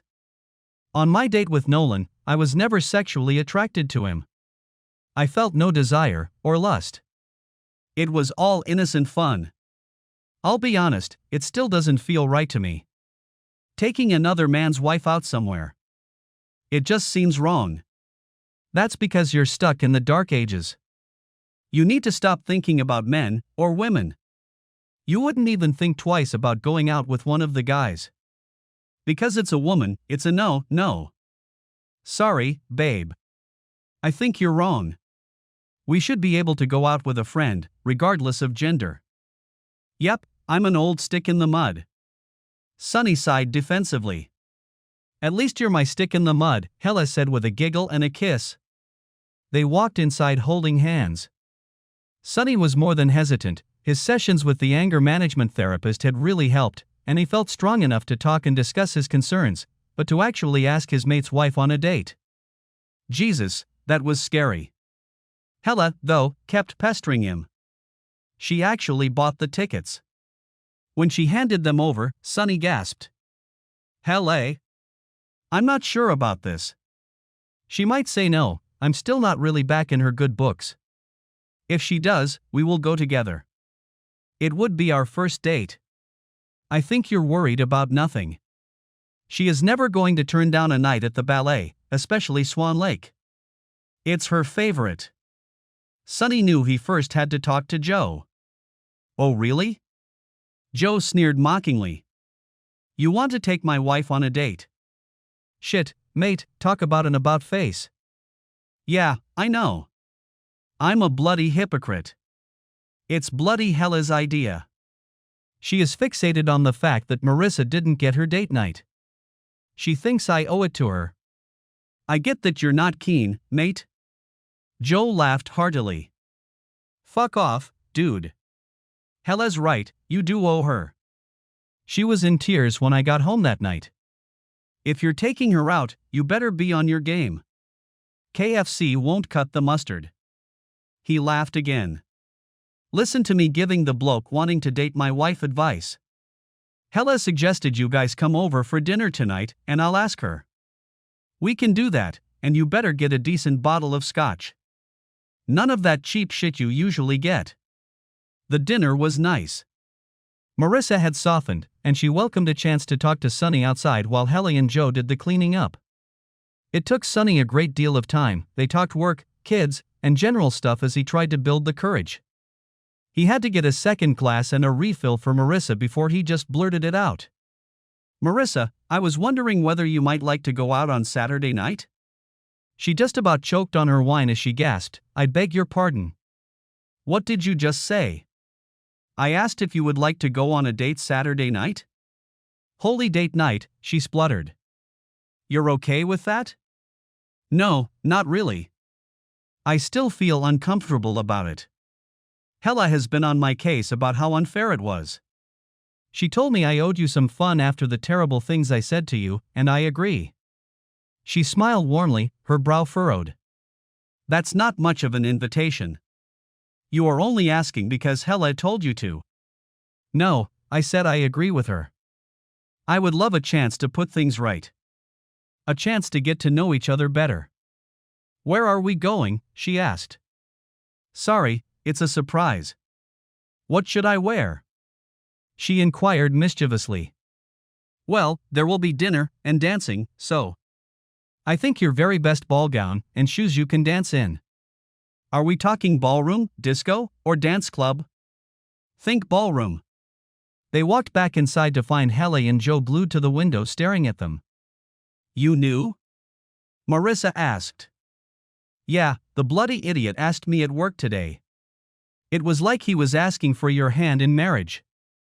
I told him if he could put up with your incessant talking all night, he could have you. She slapped him on the shoulder. Shithouse. Yeah, but I love you. Marissa then dragged Hele away to see if she could pry any information out of her about what to wear. Hele played dumb, but encouraged her to wear the appropriate dress. In fact, she helped her shop for a new one. As they shopped, Marissa complained, "The only thing that pisses me off is I've been dropping hints to Joe about the ballet. Now I'm going to miss it." Oh, sweetie, there will be other times. At least you won't be sitting at home moping. Yes, true. I'll make the bastard sorry. When he sees how much this dress cost, he's going to have a flying fit. Hele laughed with her conspiratorially. We haven't even got to the shoe shop yet. Yes, I'm worried about that. He said we would be dancing. What's he like? I don't think I've ever seen him do anything but wobble around like an epileptic. Hele laughed again. Honestly, he's terrible. Figures. Marissa sighed. Maybe I should get some steel toe cap boots? No, he's not that bad. Hele helped as Sunny got dressed. She picked up the flowers and chocolates on the way home. She stood admiringly as Sunny finished straightening out his suit. Oh heavens, Sunny. You look devastatingly handsome. Now I am jealous. Don't be a smart arse, Hele. Nobody likes it. I'm serious, you look very nice. Thanks, but I still feel weird. Don't, you have to make tea. It's a special night for her. Why? Call it pride. I want all of the wives to be jealous. I want you to win best date. She helped him adjust his tie. Remember, let her speak, don't hog the conversation, listen, be empathetic. She will open up to you if you give her a chance. Sunny laughed. Me, hog the conversation? Fat chance of that. She will be lucky to get 2 words out of me. It felt completely surreal as he knocked on Joe's front door. Joe opened up and laughed. Fucking hell, who the hell is this? Arsehole, Sunny muttered. As he walked inside, Joe saw the flowers. Oh, you fucking crawler. You sneaky bastard. Marissa walked in, doing her impression of the grand entrance. Sunny choked back his words, which were going to be. Holy fuck, you look gorgeous. He settled for reaching out with the flowers. You look very nice, Marissa. You polished up pretty well yourself. In the car, she asked, okay, mystery over. Where are we going? Dinner, Sunny said without any flamboyance. As they pulled up outside Chillingworth Road restaurant, Marissa said a quiet, wow, really? Sunny chuckled. Yep, no costs spared tonight. Inside, they waited at the bar for their table. What changed your mind, Sunny? He winced. Marissa, I haven't changed my mind. I still feel weird about this. I listened to Hele, she convinced me that I owed you this, and really, I owed it to her. I behaved so despicably, not in saying no, but letting my anger take control. I said some terrible things.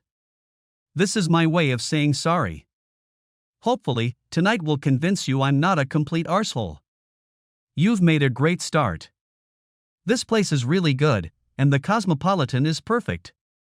Good, the one aspect of this dating game that intrigued me was getting to know my mate's wife. You and I spend time together with the group, but I don't know you. Tell me all about your life. Marissa, a little taken aback by the charm offensive, slowly opened up.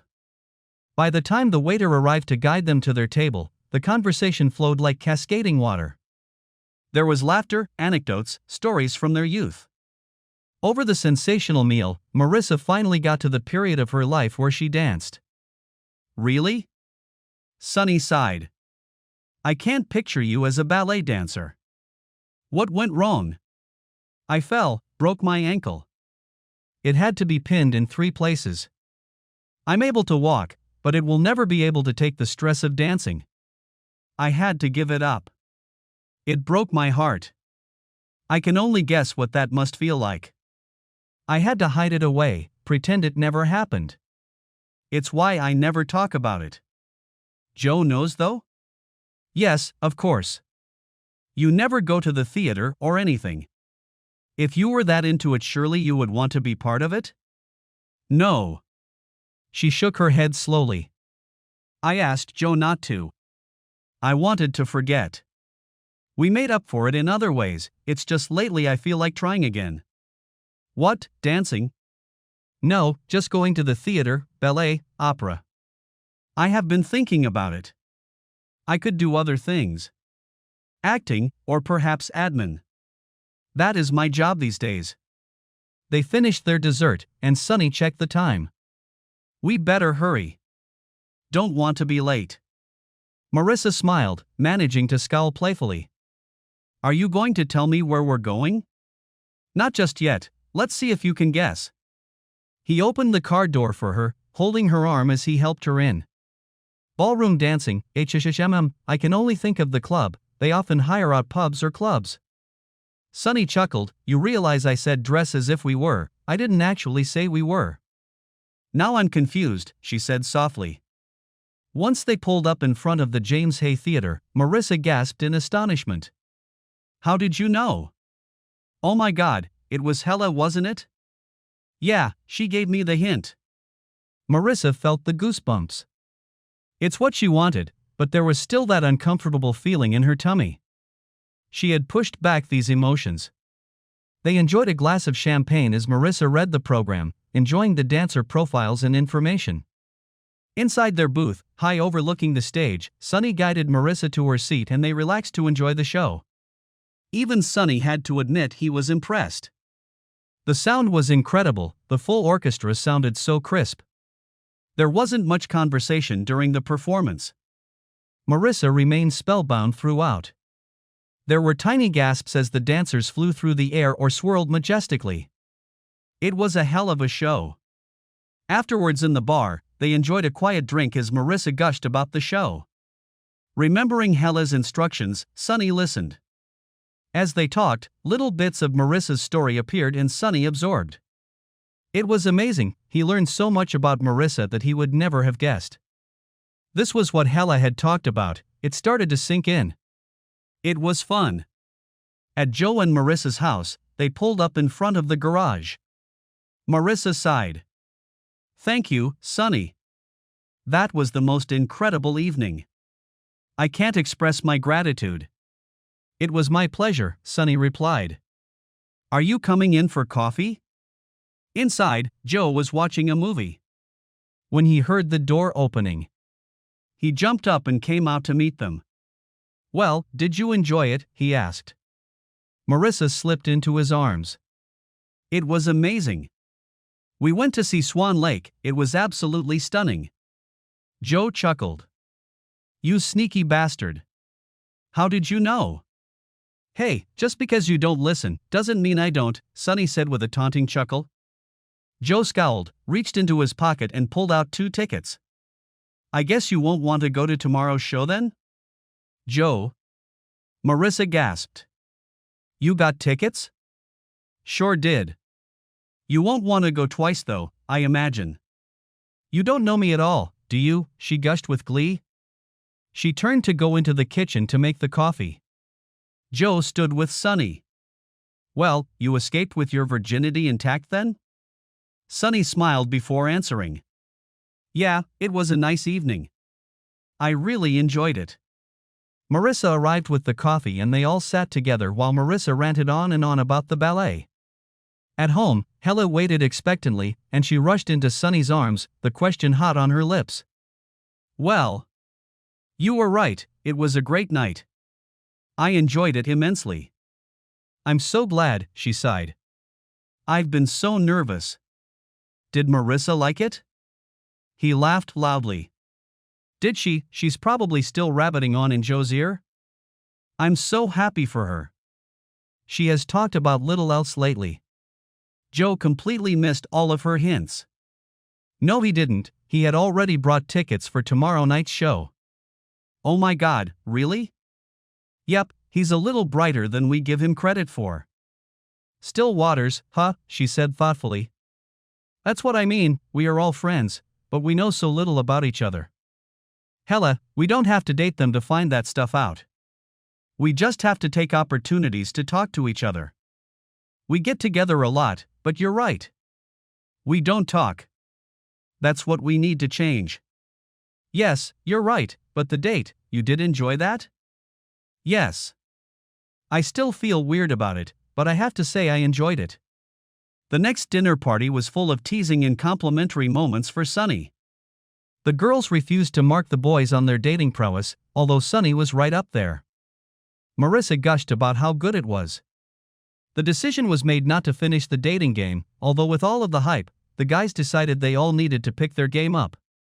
Date nights, and even group date nights, became regular occurrences. They were a much closer group of friends than when it started, and in a way, the dates fulfilled expectations. It proved men and women could be friends without sex getting in the way. True friendship is genderless.